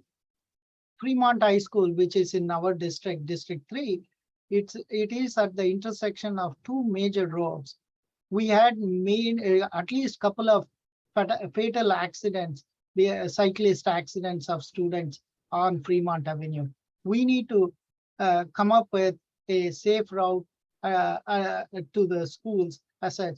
We can easily observe from other cities like Cupertino, which has come up with a good biking option for students. So these are some of the things I would look at reducing the greenhouse gases for related to transportation. Fine, Thank you. thank you. Next up would be Richard Mellinger. Transportation is the biggest polluter in the city. What would you do to mitigate vehicle pollution in Sunnyvale? Right. So with 4 years on the Bicycle Pedestrian Commission, this is something that is near and dear to my heart. First of all, Justin is absolutely right about building out the active transportation plan. That requires a dedicated funding stream, which it currently does not have. It is mostly funded by grants right now. To fund it, I mentioned the green infrastructure bond measure. I could see that as a possible funding stream. We have a bunch of great sounding city policies that say bicycles and pedestrians are supposed to take priority over cars, that safety is supposed to be the primary consideration when designing our roadways. And we're going to be going for 20% per capita vehicle mile traveled reduction. We're going to be increasing our bicycle mode share. And these are great policies, but right now they are just words. They are enforced inconsistently, and the funding is not there to make them a reality. As council member, I will work hard to create a culture shift within the city government to ensure that we are actually enforcing and living up to these policies. It is not enough for them to be words on a page. We have to go out and implement them.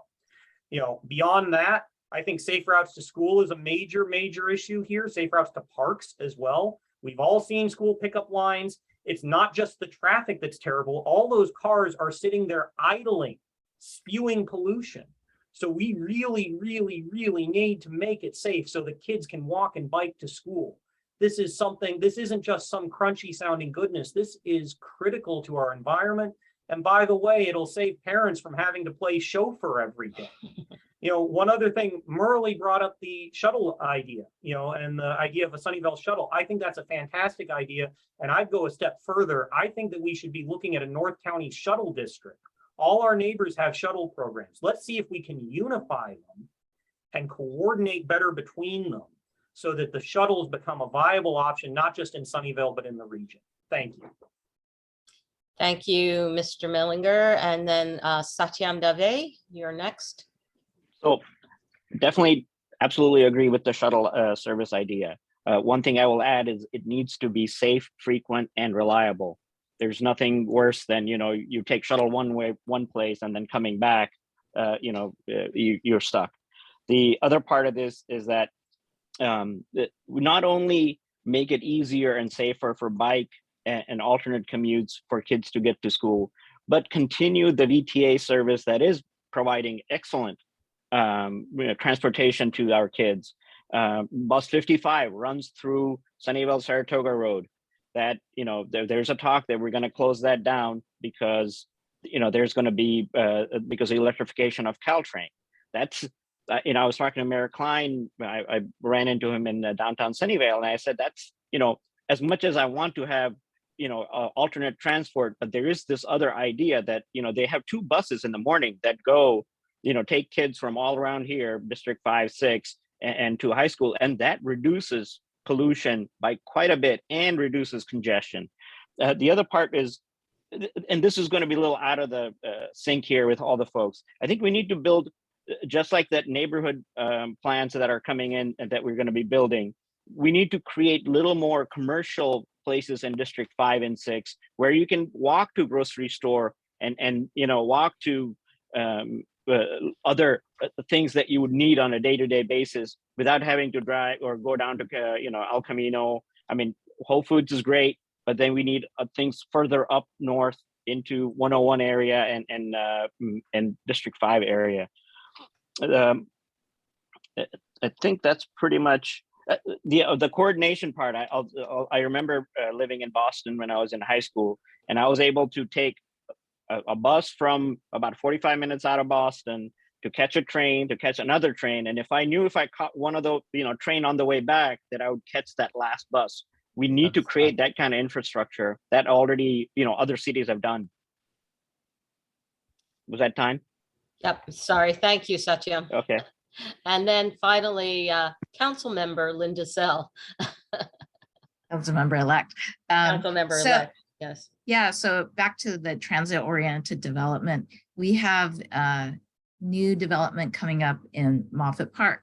So helping that to be successful. Moffett Park is not near Caltrans, but helping Moffett Park to be successful is what was mentioned here, having more enrichment there, having schools there, having parks there, having stores there, so that and having jobs there. And so that community can be more cohesive and stay there and not have to commute so much. So that would be, and then for the village centers and El Camino specific plan. So for those to have transit, like more rapid buses that go through those, to make it so that people, it makes it appealing for people to get on the bus to go somewhere. And also I'd be looking to increase the capacity to the last mile and the last mile to get to transit. If people are biking to transit, if people are able to bike well to get to transit, then they're more likely to take transit. So part of that is being able to fund the active transportation plan, but also prioritizing those places to get the most people to transit is what I would like to focus on. Also for people that cannot ride bikes, to have the capability to have a shuttle service and to work with maybe other municipalities to be able to study why, how their shuttle or car services are working out, to learn from that, to join with them to get to our Caltrans station more efficiently. And I guess back to, what Livable Sunnyvale is about: transportation, environment, and housing. When we couple those all together, then I believe transportation can be reduced in pollution. Thank you. The next question is the VTA serving Sunnyvale well? And should any changes be made to VTA? Murali, you're first. Thank you. We all know that VTA is very limiting. That's why we have all the other cities doing their own shuttle services. Basically, obviously, VTA is San Jose centric. We need to make sure that we need to encourage them to serve other cities.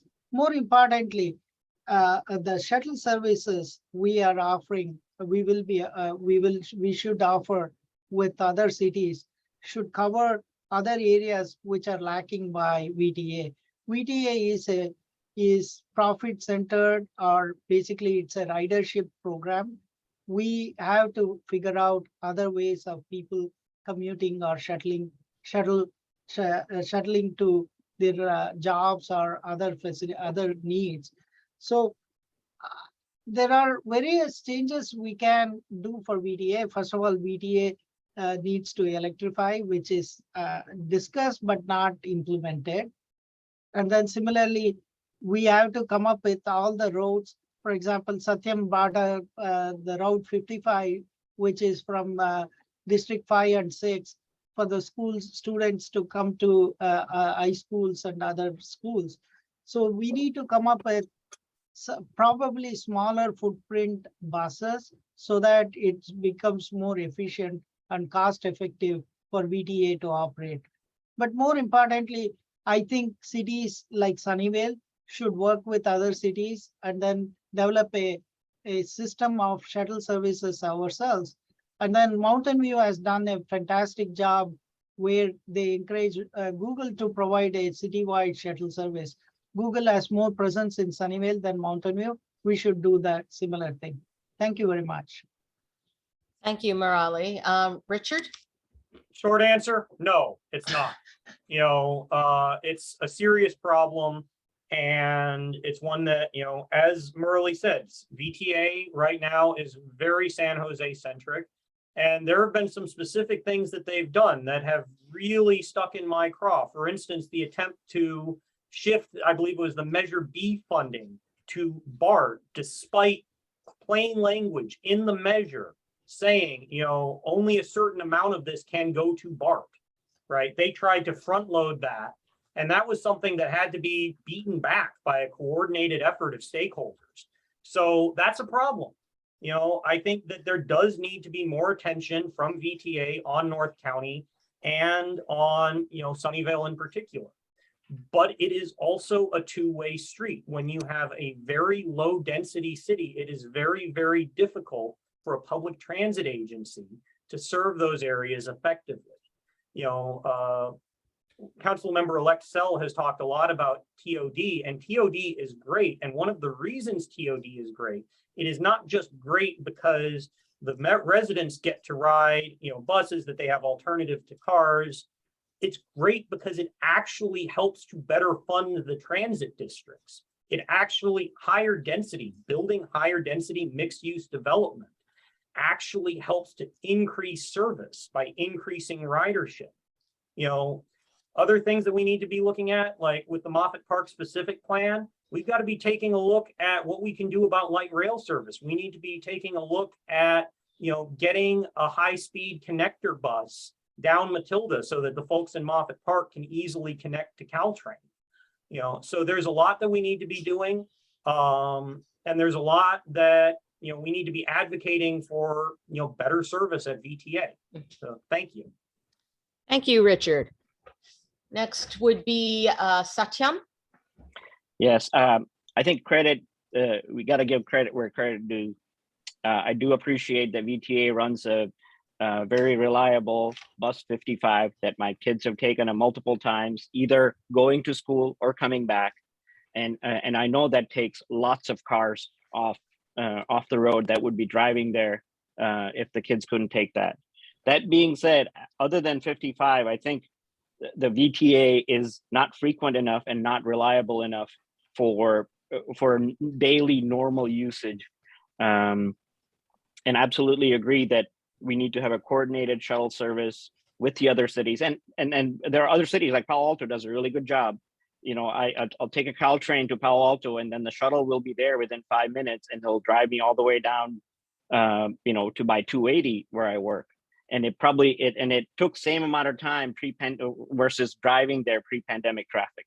So there are solutions out there, and that needs to be kind of focused on. And the shuttle service would be that you take the people from where they're coming, right, and this Caltrain or light rail, and then provide the frequent service to wherever they need to, to the places they're going to go the most. So I think.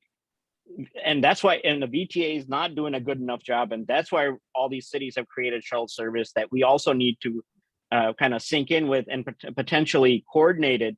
So, it becomes a district unto its own. I think Richard was mentioning, or somebody else was mentioning that earlier. So VTA, some things they do well, other things they need to improve upon a lot. Thank you. Thank you, Satyam. Next is Linda.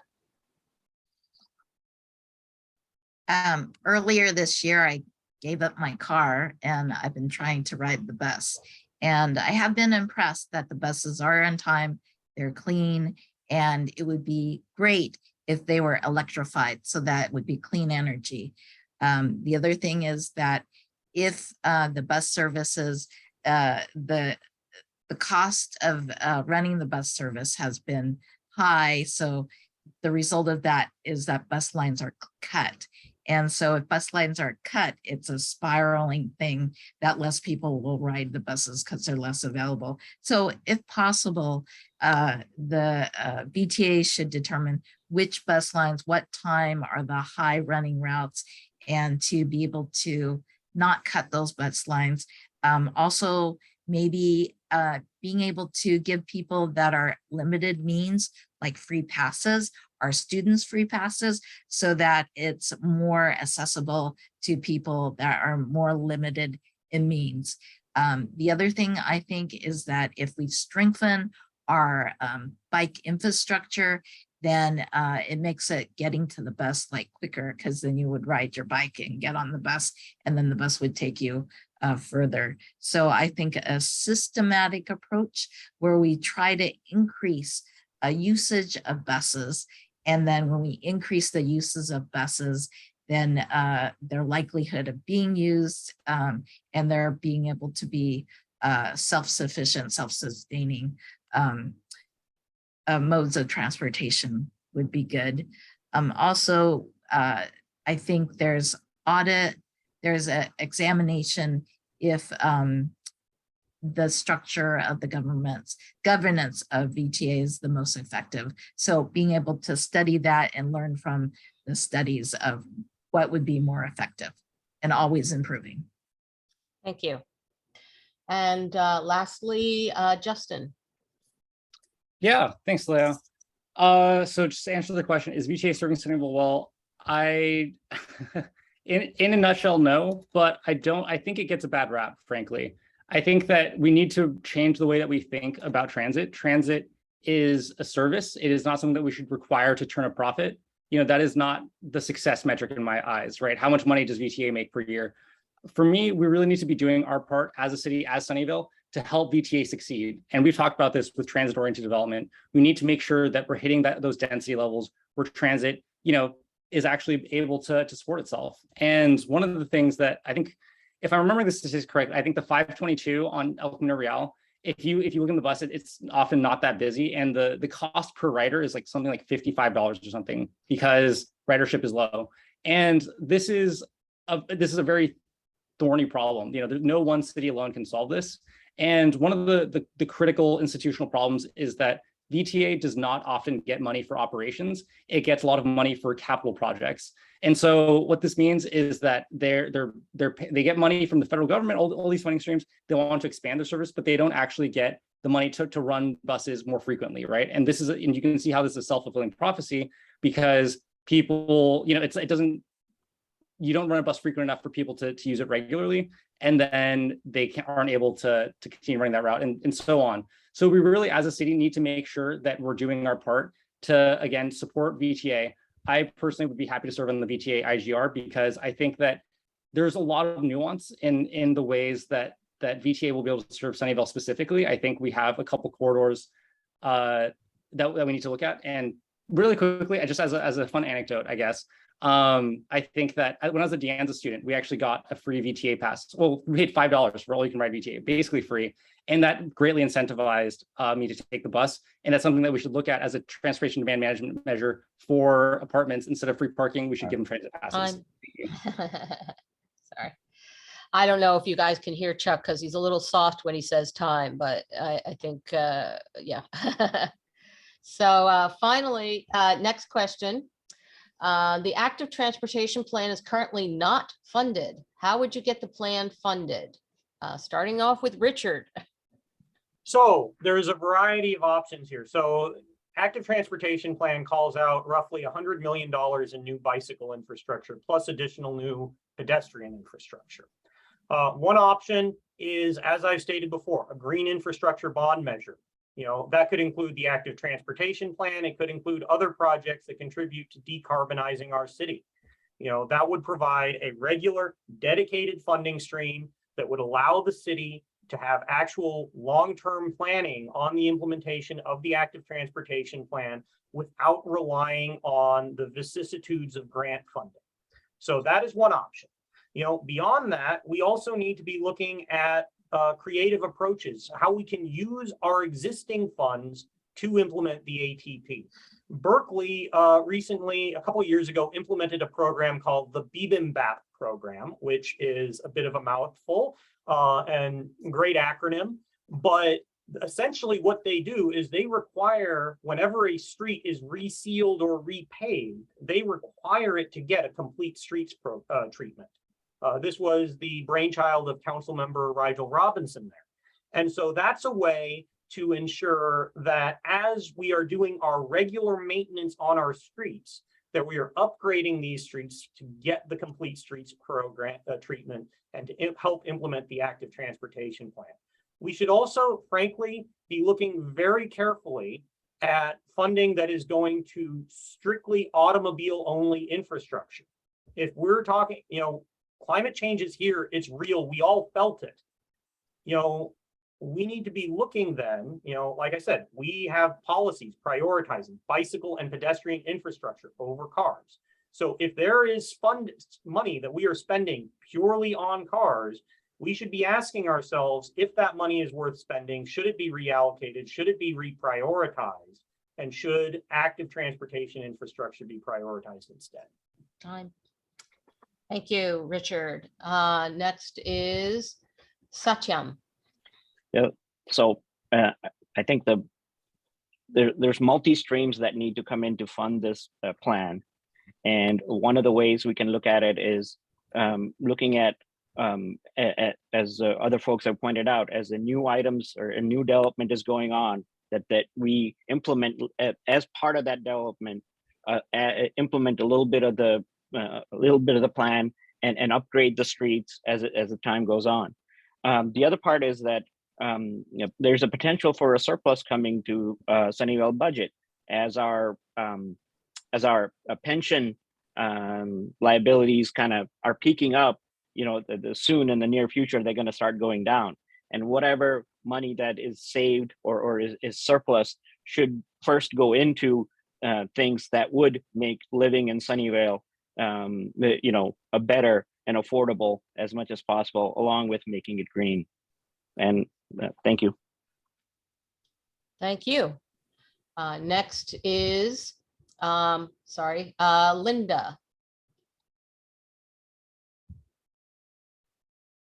I think you're still muted, Linda. There you go.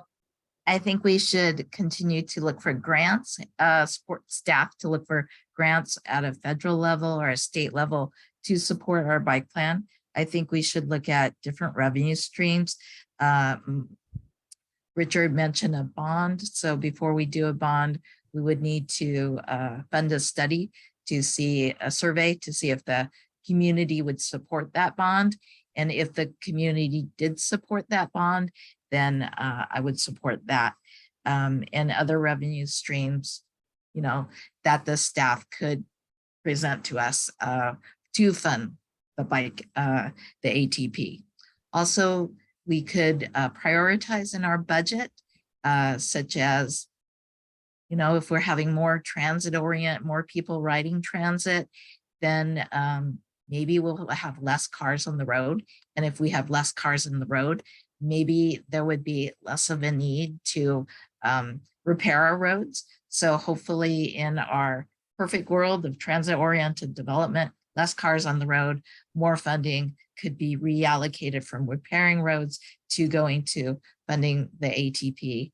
So overall, I would look to reprioritize our budget based on the changing situation of becoming a more green economy, hopefully a more transit-oriented style of life.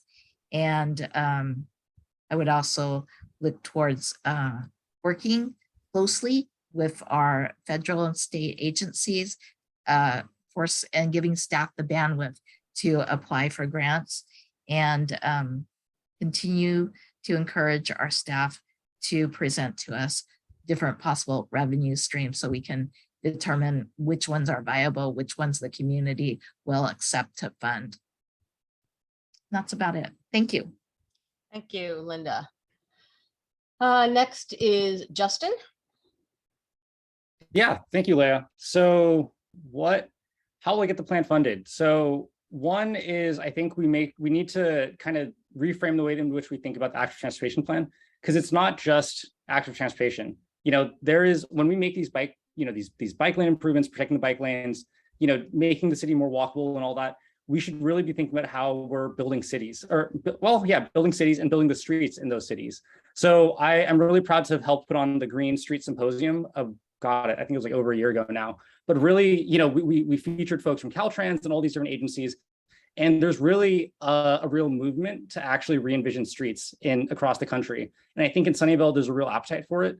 So, we're talking bioswales and permeable pavements, all this good stuff to go along with our protected bike lanes to really make, the city more walkable and bikeable, but also create meaningful habitat at the same time. It's truly a win-win in every sense of the way.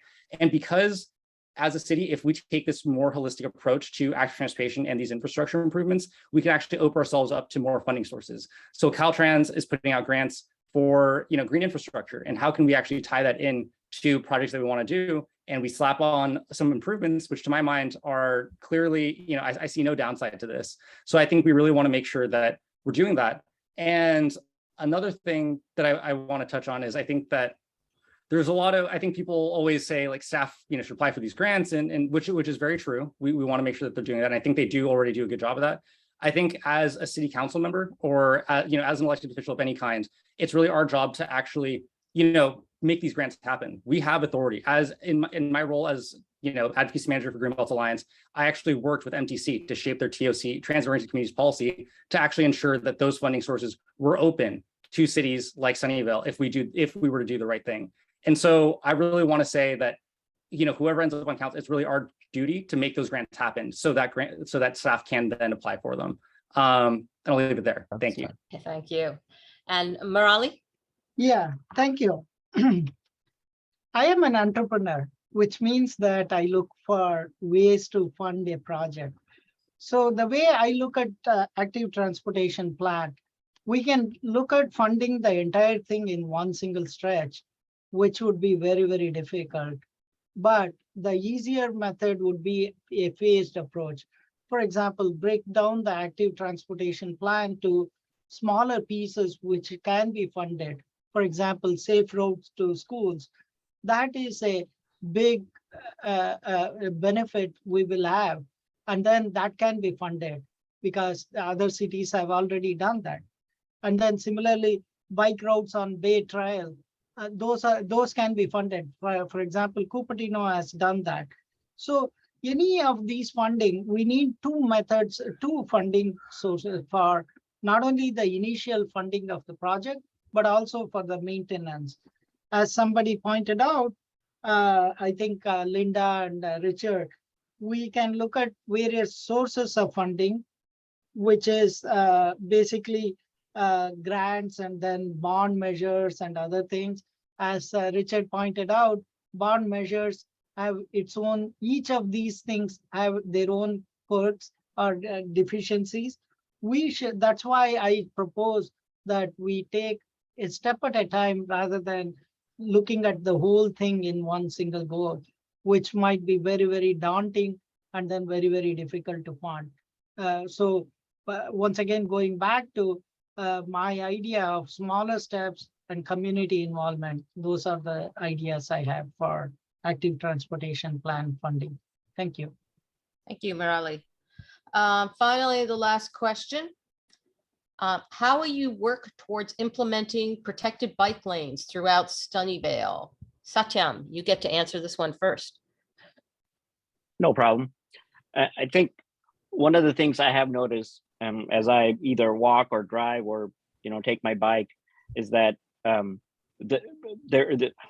automobiles do not, a lot of automobiles do not respect bikeways. So first thing would be that you want to implement it where it's almost in the Palo Alto, you'll see this where there are actually curbs that are sticking out a little bit, so the bikes so the cars cannot turn into just randomly off the road if they wanted to, and while the bikes are going by. The other way would be, was the question was implementing the bike routes? Actually, the question is how implementing protected bike lanes throughout Sunnyvale. So that would be, again, a part of any street improvements or any new program, any new development going in, that we would implement protected bike lanes for folks so they can feel safe, or even better, they feel that, that kids are safe if they're biking to school. The other part of it would be that, look into whenever homeowners are upgrading or the street is getting updated in a high density area, that asks the owner to implement the safe bikes because at the end of the day, it's going to benefit all of us in terms of, less cars on the road, safer bikes, folks being safe, and then they'll be willing to take the bike more than, what we're doing currently. Thank you. Thank you, Satyam. Next is Linda.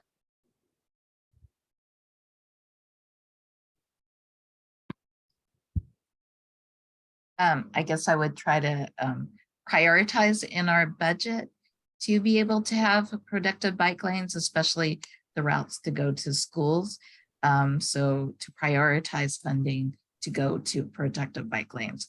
The other ways, when we have community outreach to redo a road, to change, like to implement changes to implement the ATP, more of an education to the community about the importance of protected bike lanes.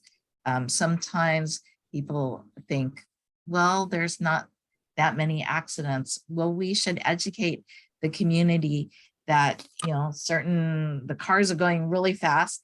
And if you have a protected bike lane, how much more increase in protectivity of the bikers there is, and how minimal the cost is to increase the safety. So another thing that I would do is educate the community the importance of protected bike lanes. So prioritize in the budget protected bike lanes, educate the community that for a smaller amount of improvement, upgrade, that more protection you would get.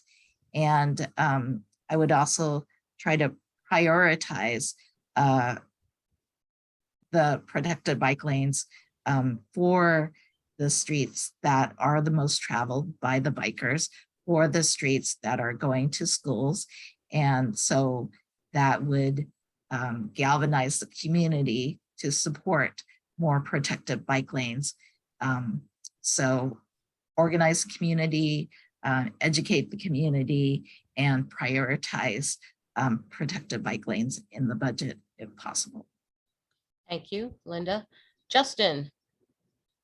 Yeah, absolutely. I mean, this is pretty straightforward. It really ties back to, it's all about the ATP. Basically, we have the framework. Staff has identified high priority places in which we should implement these, and we should stick with that. I think the problem is that the funding is not necessarily there. And again, this is something we need to prioritize. So I guess like one bone to pick that I have with a lot of the arguments that come around bike lanes and all that I would try to do my, I guess it's the education piece that I try to dispel, is that a lot of times you hear the demand side arguments where, we only get 2 bikers on the street. Why would we put in a bike lane? And, maybe it's because they don't feel safe biking there. So I think really actually making the case for why this is urgently needed, because this is the urgent climate action that we need for our city, and we need to do it now. So it's really just being a strong advocate to actually making this happen. And the other piece of this, the other way that I really want to explore in which we can make this happen is seeing protected bike lanes. I mean, it literally is, but also officially making protected bike lanes a TDM strategy for Sunnyvale. This is something that that San Jose has done.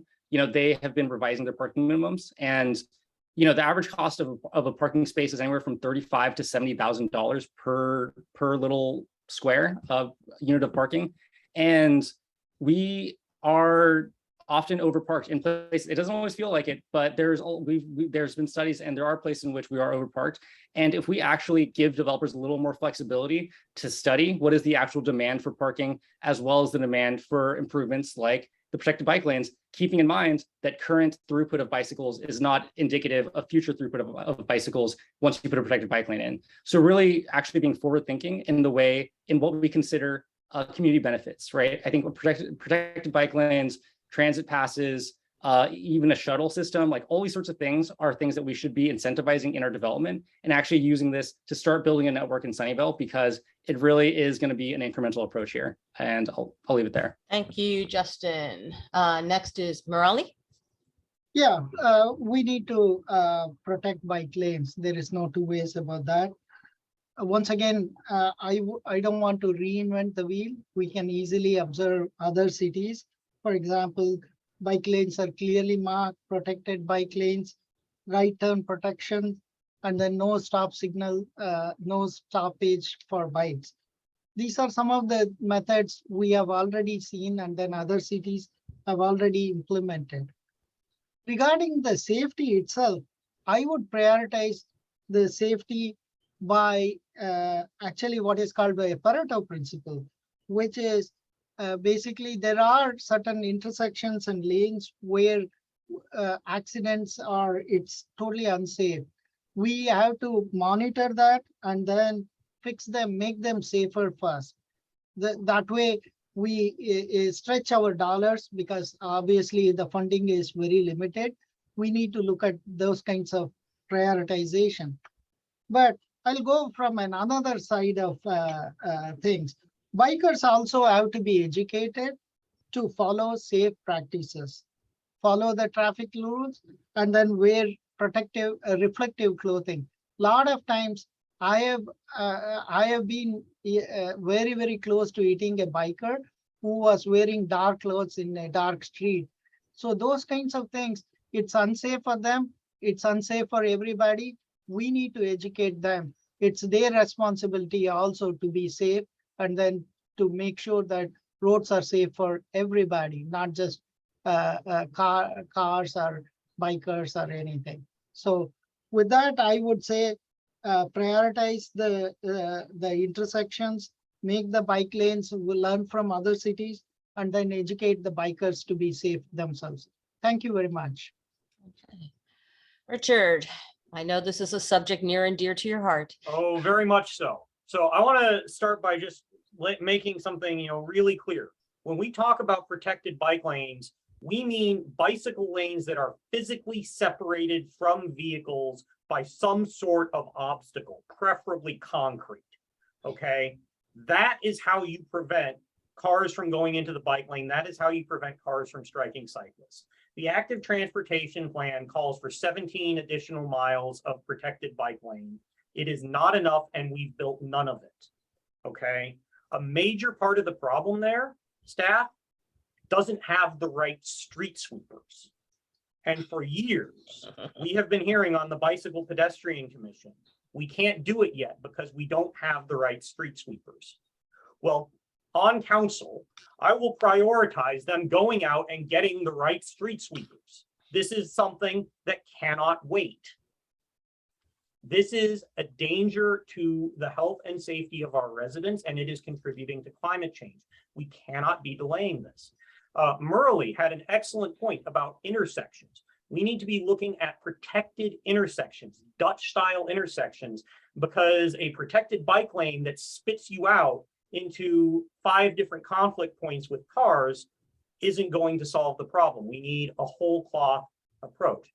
Finally, I know I'm a broken record on this. We need to actually implement the city policy, like the land use and transportation element, like Vision Zero, like the active transportation plan, that consistently say that bicycle and pedestrian use should take priority over cars.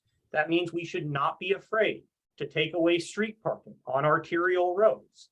It means that or even on collector roads when appropriate.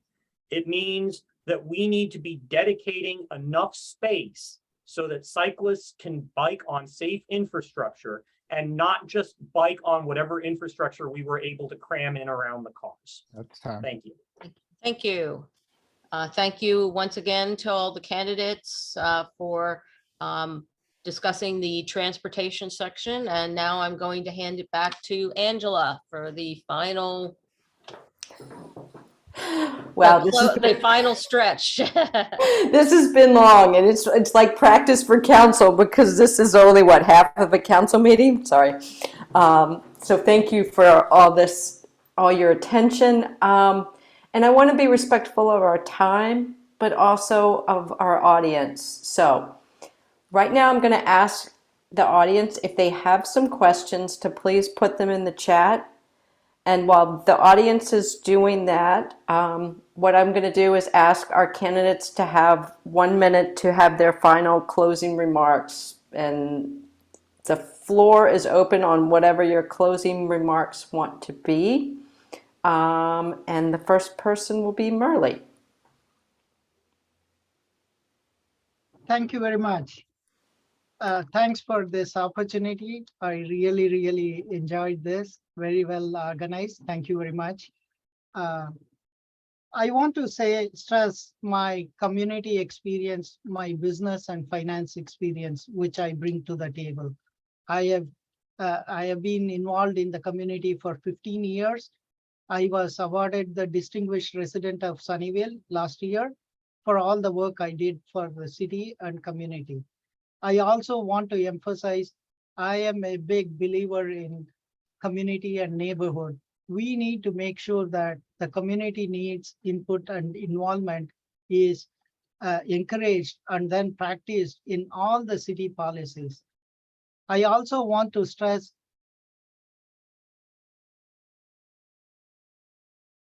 but my dedication to Sunnyvale and its residents only. With that, I want to say thank you very much. Thanks for this wonderful opportunity. Thank you. Satyam.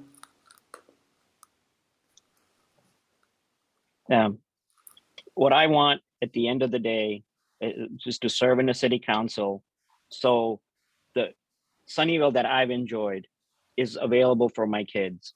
And that means preserving the environment that we have in the, Moffett Field or anywhere else to make it housing affordable. So people that are working here can live here and, open and build more housing. So more of the people can also live here and keep Sunnyvale or make Sunnyvale more walkable and alt commute friendly. And that means, where it's right to have, VTA bus go through, that's the right solution. Build bicycle routes that are safe so kids and parents can rest easy when and either of them is on the biking somewhere. And with all that, I think there needs to be that vision, and that's where city council comes in to kind of push that vision that maybe we're kind of not following right now, even though we have all the right policies in place, but they're not getting executed. Thank you. Let's see, Justin. Thank you, Angela. I just want to say it is, I guess we're not done yet, but it's been a tremendous honor to be here with you all tonight. Until someone knocks me out the stern, I guess I can, I'll claim the title of lived in Sunnyvale for the longest time. And, I'm really proud of that. This is where I grew up. This is where I was born and raised. And this is where I want to raise a family of my own. I am not someone who I was never a distinguished resident of Sunnyvale. I was just someone who, as my day job, I worked in land use and I worked in conservation and I work on housing. And when I look at Sunnyvale, through my work as vice chair of Livable Sunnyvale, I really see some serious problems. There's real problems when working families can't afford to live here, when we're not taking climate change seriously enough, and when kids aren't safe when they go to school. And what I want to do is actually take Sunnyvale in the direction that is safer, more livable, more walkable, all the things that I've enjoyed growing up here.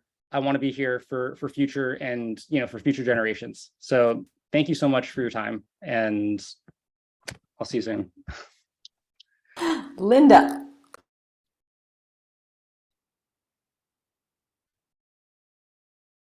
So I'm looking forward to serving on the city council. I'm looking forward to bringing the strategies that I've used over my decade of organizing in the community to pull the community to understand what are the crucial problems facing the community, which we've examined here: housing affordability, transportation, transit availability, and housing and environmental sustainability. So tackling those complex, wicked issues and working with the community to understand where our community wants to go to solve those, and then moving the ball forward with my colleagues on the council to implement those solutions. So I am always a coalition builder and a problem solver, and I hope to do that on the city council with my colleagues. Thank you. And Richard. Thank you all for hosting this forum this evening. I believe I've got the experience and the values to effectively serve Sunnyvale and District 5 and to meet the challenges that we face: housing affordability, traffic safety, climate change. I've worked for 5 years in local government and civil society, as a member of our Charter Review Commission, as chair of our Bicycle Pedestrian Commission from 2019 to 22, as vice president of our Democratic Club, as chair of Livable Sunnyvale. I'm proud to have been endorsed by Assembly members Evan Lowe and Mark Berman, supervisors Otto Lee and Cindy Chavez, Mayor Klein, Vice Mayor Cisneros, council members Larson, Hendricks, Spitaleri, and Dean. As an out and proud queer man, I believe firmly that Sunnyvale needs to be a place for everyone. And I believe that we can build a better future for our city, a future where children will be able to walk and bike to school safely, to live here when they graduate, to find a good job here, to raise a family here, to age in place and retire in dignity here. But that future won't happen on its own. We must build it. Thank you all for your consideration, and thank you very much for taking the time. All right, so we've got some questions in the chat. The first question I'm going to ask our candidates, and I'm sorry, but we're running out of time, but I have 30 seconds, is how would you balance whether you represent the city or your district? So how would you create that balance if you were elected? And the first one would be, hold on, let me find my other cue. Justin. Absolutely. Actually, sorry, I have lost Martin's screen. Okay, or sorry, not Martin, Chuck. Really quickly, I would absolutely prioritize representing, let me double check the question. I would prioritize representing all of Sunnyvale. I believe that districts, although we're elected by our districts, and I want to bring that perspective of the unique needs of my community, of my district, at the end of the day, we must hold the best interests of all of Sunnyvale at heart when we make our decisions. So when we, 2 seconds, yeah, but represent all of Sunnyvale. Murley. Thank you. Yeah, I will be serving the entire Sunnyvale and its residents, though I am elected by District 3, where I have lived for 25 years and raised a family. Because the city council decides the policy for the entire city. It's not for a district. And then, but having said that, I will bring out the issues of my district at the council level to solve the problems specific to my city, my district. But I will be working for the entire city and its residents. Thank you, Richard. So I believe very firmly that our job is to represent the entire city. This is something I'd like to ask everyone to take a look at a very old document, Edmund Burke's Speech to the Electors of Bristol. Parliament is not a Congress of ambassadors from different and hostile interests, but Parliament is a deliberate assembly of one nation with one interest, that of the whole. So it is with Sunnyvale. Now, as District 5 council member, I will of course take special interest in the matters that pertain specifically to District 5, but our job is to represent the whole city. Satyam. I think you can't do but represent the whole city, because anything that happens even in other districts has a direct impact on what happens in your district. So in addition to whatever issues that are specific to your district, whatever happens in other parts of the city also going to impact your district. So we're going to need to work together as a council to come up with the best solution that's good for all the districts, not just 5 or 6 or or 2 or 3. And so when you look at it from that perspective, then it is clear that we can, that we have to represent the whole city and work together to betterment of all the districts. Thanks. And thank you. Sorry, Linda. I would work to the best interests of the whole city, because when we function that way, we function well as a council, because we all have a baseline of doing what's best for the city. But as a city council member elected from District 1, I hope that to be accessible to District 1 and to be accessible to people outside of District 1. But since I'm close to District 1, to be very accessible, to understand their concerns and to bring their concerns to the full city council so that the city council has a clear idea of what District 1's concerns are. That I would represent the whole city. Thank you. The next question is, do you support a real estate transfer tax to fund the ATP? And the first person will be, let's see, Merle. Yes, that's a great question. The short answer is yes, but I would, as a finance person, I would look at a lot of other things. For example, if we impose a property transfer tax, we will lose the 55 cents per $1,000. We need to find out where that intersection happens, because most of the property we sell in Sunnyvale are below $4 million. So we need to look at that kind of a mathematical analysis to find out that. Thank you. Richard. Sure. So first of all, I support exploring a real estate transfer tax. I was not happy with the version that was proposed that ultimately didn't make it. I thought the 4 million threshold was arbitrary. I'd rather focus on commercial property. And the other thing is it cannot be dedicated to the ATP, unfortunately. It has to go to the general fund. A tax measure that goes to the general fund in California is simple majority. If it has a dedicated purpose like the ATP, that threshold goes to 2/3, which makes it far harder to pass. So unfortunately, it could not be dedicated to the ATP. It would have to go to the general fund. Satyam.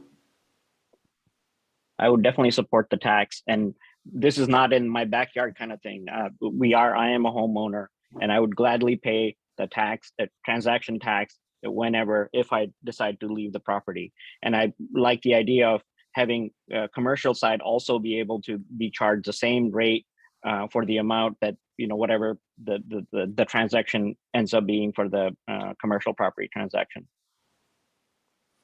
Thank you. Linda. Yes, I've worked on a lot of local funding measures. And what I've learned from that is that a study needs to be done to figure out what mechanisms the community would want to fund in that transfer tax. So I would support a study to look at the options and see what the community, work with the larger business community, and make sure as a whole that we would want that would be beneficial. And if all those studies supported that the community would probably support it, then I would support it. All right. Justin. Yeah, I absolutely support a real estate transfer tax. I think that it is raising revenues is really important. And I think that the last incarnation was not perfect. I agree with Richard. I think the 4 million threshold was very arbitrary. And also the caveat that this could not be dedicated to fund the ATP. But in principle, as a way to raise revenues for the city to fund projects that we deem important, I do think that the real estate transfer tax is one of the best ways to do that. So yes, sort of. Okay.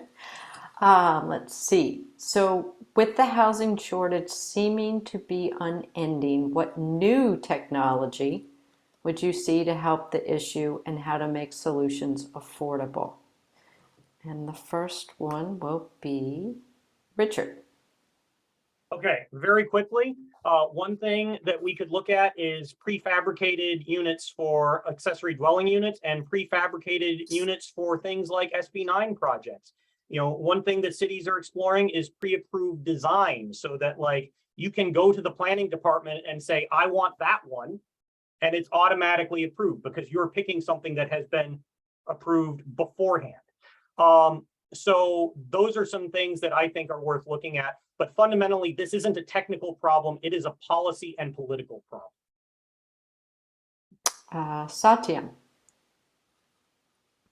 I think it's both. It's a technological and policy issue. There are technologies out there, if you want to, if you're looking at it, where they bring a prefab housing and they'll crane it over your existing house and put it in your backyard. And that's a, and what does it do? It reduces the noise, the time to build, and so all they have to do is come and build the infrastructure, which is sewers and all that, and then they have all the piping and everything ready, and they drop the house down, and within a month you'd have a new unit there. So there's definitely that's one way of place where we can do. All right, thank you. Linda, what new technology do you see to help with making housing more affordable?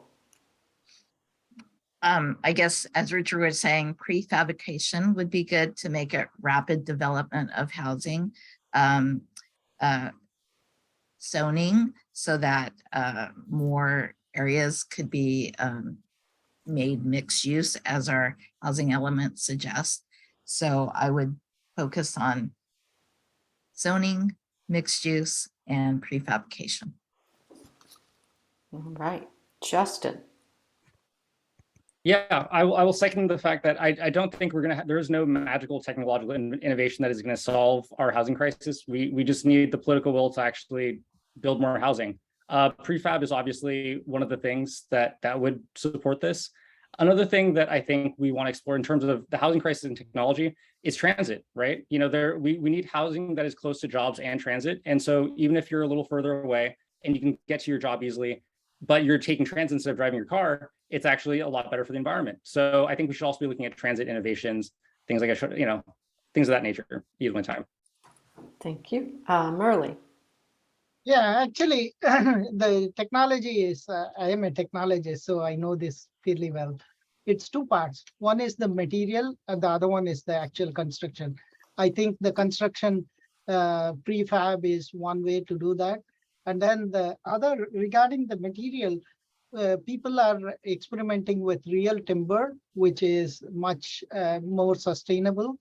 But mainly it's being used for commercial buildings. But then there are countries who have come up with larger scale real timber development. All right. So another question we have is, Sunnyvale is seen as fiscally responsible. However, in listening to many of the candidates, there's a question that these ideas will be funded without, how do we fund these ideas without breaking the city budget? So projects need to be prioritized based on available funding. So I guess the question would be is, how do you prioritize without breaking the budget? And the first one will be Satya. So it's clear what our priority should be. It's housing, it's transportation, and it's environment. And based on those three things, you can make a list of what's the most important. I think like safe to school roads, bike lanes are very important. That should be on top. And then you just go down the list of what's important and start, as the budget funds become available, you start funding those. And then every once in a while you go back and make a reprioritize things as things, the facts on the ground change. Okay, Linda. How do we prioritize the budget? I think we need to examine ways to increase our revenue streams, such as a lot of these things talked about green development. So there's the state funding and federal funding through the Inflation Reduction Act. So accessing those, increasing the revenue streams through these other mechanisms that we talked about. So I would not go beyond what we can afford, but try to increase the revenue stream. So Justin, how do we fund these projects and ideas without breaking the city budget? Absolutely. I'm a strong supporter of our 20-year balanced budget. I think that is not something we should touch. So of course, the problem is prioritization, right? And funding streams. And so we do need to find ways to increase revenues, like the real estate property transfer tax. Something that I've heard floated and that I would really want to study deeply is uncapping the business licensing tax. I think that that's something One, it's an equity issue. Why are larger corporations paying less than small mom and pop businesses? It's weird. Let's look at it. On top of that, we also need to make sure that we're thinking about what we define as community benefits. So I mentioned this with TDM policies. How can we make sure development has these benefits? Thank you. Murley. Thank you. I would look at both on the revenue side and expense side. On the revenue side, I think Justin alluded to this, but as a business guy, I know that corporate taxes in Sunnyvale is horrendous. It's so big. We have to streamline that. We have to remove the cap on the corporate tax so that big businesses pay their share based on the employees or revenues. Also fix the tax loophole for transient occupancy tax, Airbnb and other things. And Richard. So first of all, the 20-year budget forecasting is sacred. That has saved us from a great deal of suffering that other cities have gone through. We need to be looking at raising revenue. Yes, great ideas from other candidates. One thing I think we need to be looking at is how we can partner with private businesses, get community benefits from them, but also how we can use their redevelopment processes to raise revenue for the city. First of all, it leads to property tax reassessments. Second of all, we can require them to build infrastructure. Finally, green infrastructure will save us money. So that green infrastructure bond can help in two ways. Thank you. All right. And I'm going to try, this is our last question.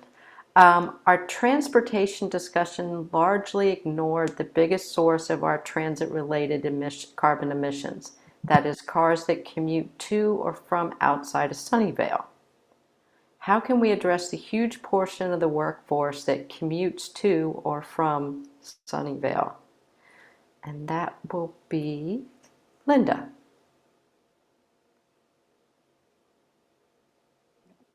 I think we support like Caltrans grade separation for Caltrans to be more efficient. So helping those projects go through so that people that commute from far away might think, wow, I can take Caltrans and that would be efficient.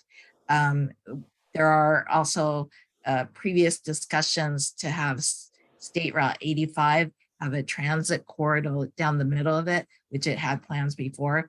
So supporting ideas that support transit from far away, if by chance, so support more transit. Murley. Oh, I thought Justin goes. Okay. Yeah, what I would do is use the shuttle service from other cities and then use the data to analyze where people are commuting to. For example, if most of them are commuting to Moffett Park, it might be a good idea to work with the local businesses to run a bus service from that facility to, say, Cupertino or Saratoga. These kinds of data analysis, which is, I am a data scientist by morning, I do this for a living. So this is what we need to be doing. Justin. The problem isn't the solution is in the question. The problem is that people are commuting from far away. Why is it that people that work in Sunnyvale have to live so far away? Housing affordability. That's why that's my top issue. And because it creates so many ills down the line, right? The one statistic I'll try to quickly say, between North San Joaquin County and the Bay Area, there were 9.6 million vehicle miles traveled generated every single day from that commute, just from that one area to the Bay Area. So these are insane super commutes that we're forcing on people, and it's simply because we don't provide housing for them in the city that they live. Thank you. Work. Satyam. Yeah, I think what people are not addressing is the demand side. Perhaps we don't need to build so much office space concentrated in our city where people are having to drive in because that's where the corporations are. And instead of smart office building or office space building is fine, but let's see what's needed, and then then build a lot more housing so people, as everybody's been saying, people who work here or can live here, and that's how you reduce it. That's time. And Richard. Mega commuting is killing us. As Justin pointed out, the San Joaquin County numbers, 10,000 commuters a day commuting 100 miles each way. Do the math on the carbon impact of that. And the solution is very clear. We must build housing. This is happening because the jobs housing ratio of the Bay Area is completely out of whack, because for decades, cities have built massive amounts of housing or massive amounts of office without building commensurate amounts of housing. We need to build much more housing. And yes, we need to be looking at how much office we should be permitting given our jobs housing imbalance. That's time. Breathe. It's over. It's been a long night. I am super grateful for you all for being here. Once again, I'm going to thank our board for helping put this on, our candidates for showing up, our audience for being here for all this time, our co-sponsor, Silicon Valley at Home Action Fund. It was a great night. I was very nervous, but I can't imagine how it was for you candidates. So this was very nice. Thank you very much for being here, and go out and vote. I Thank don't you have for anything inviting me. else. Thank you. Bye, folks. Bye. Thanks for having us.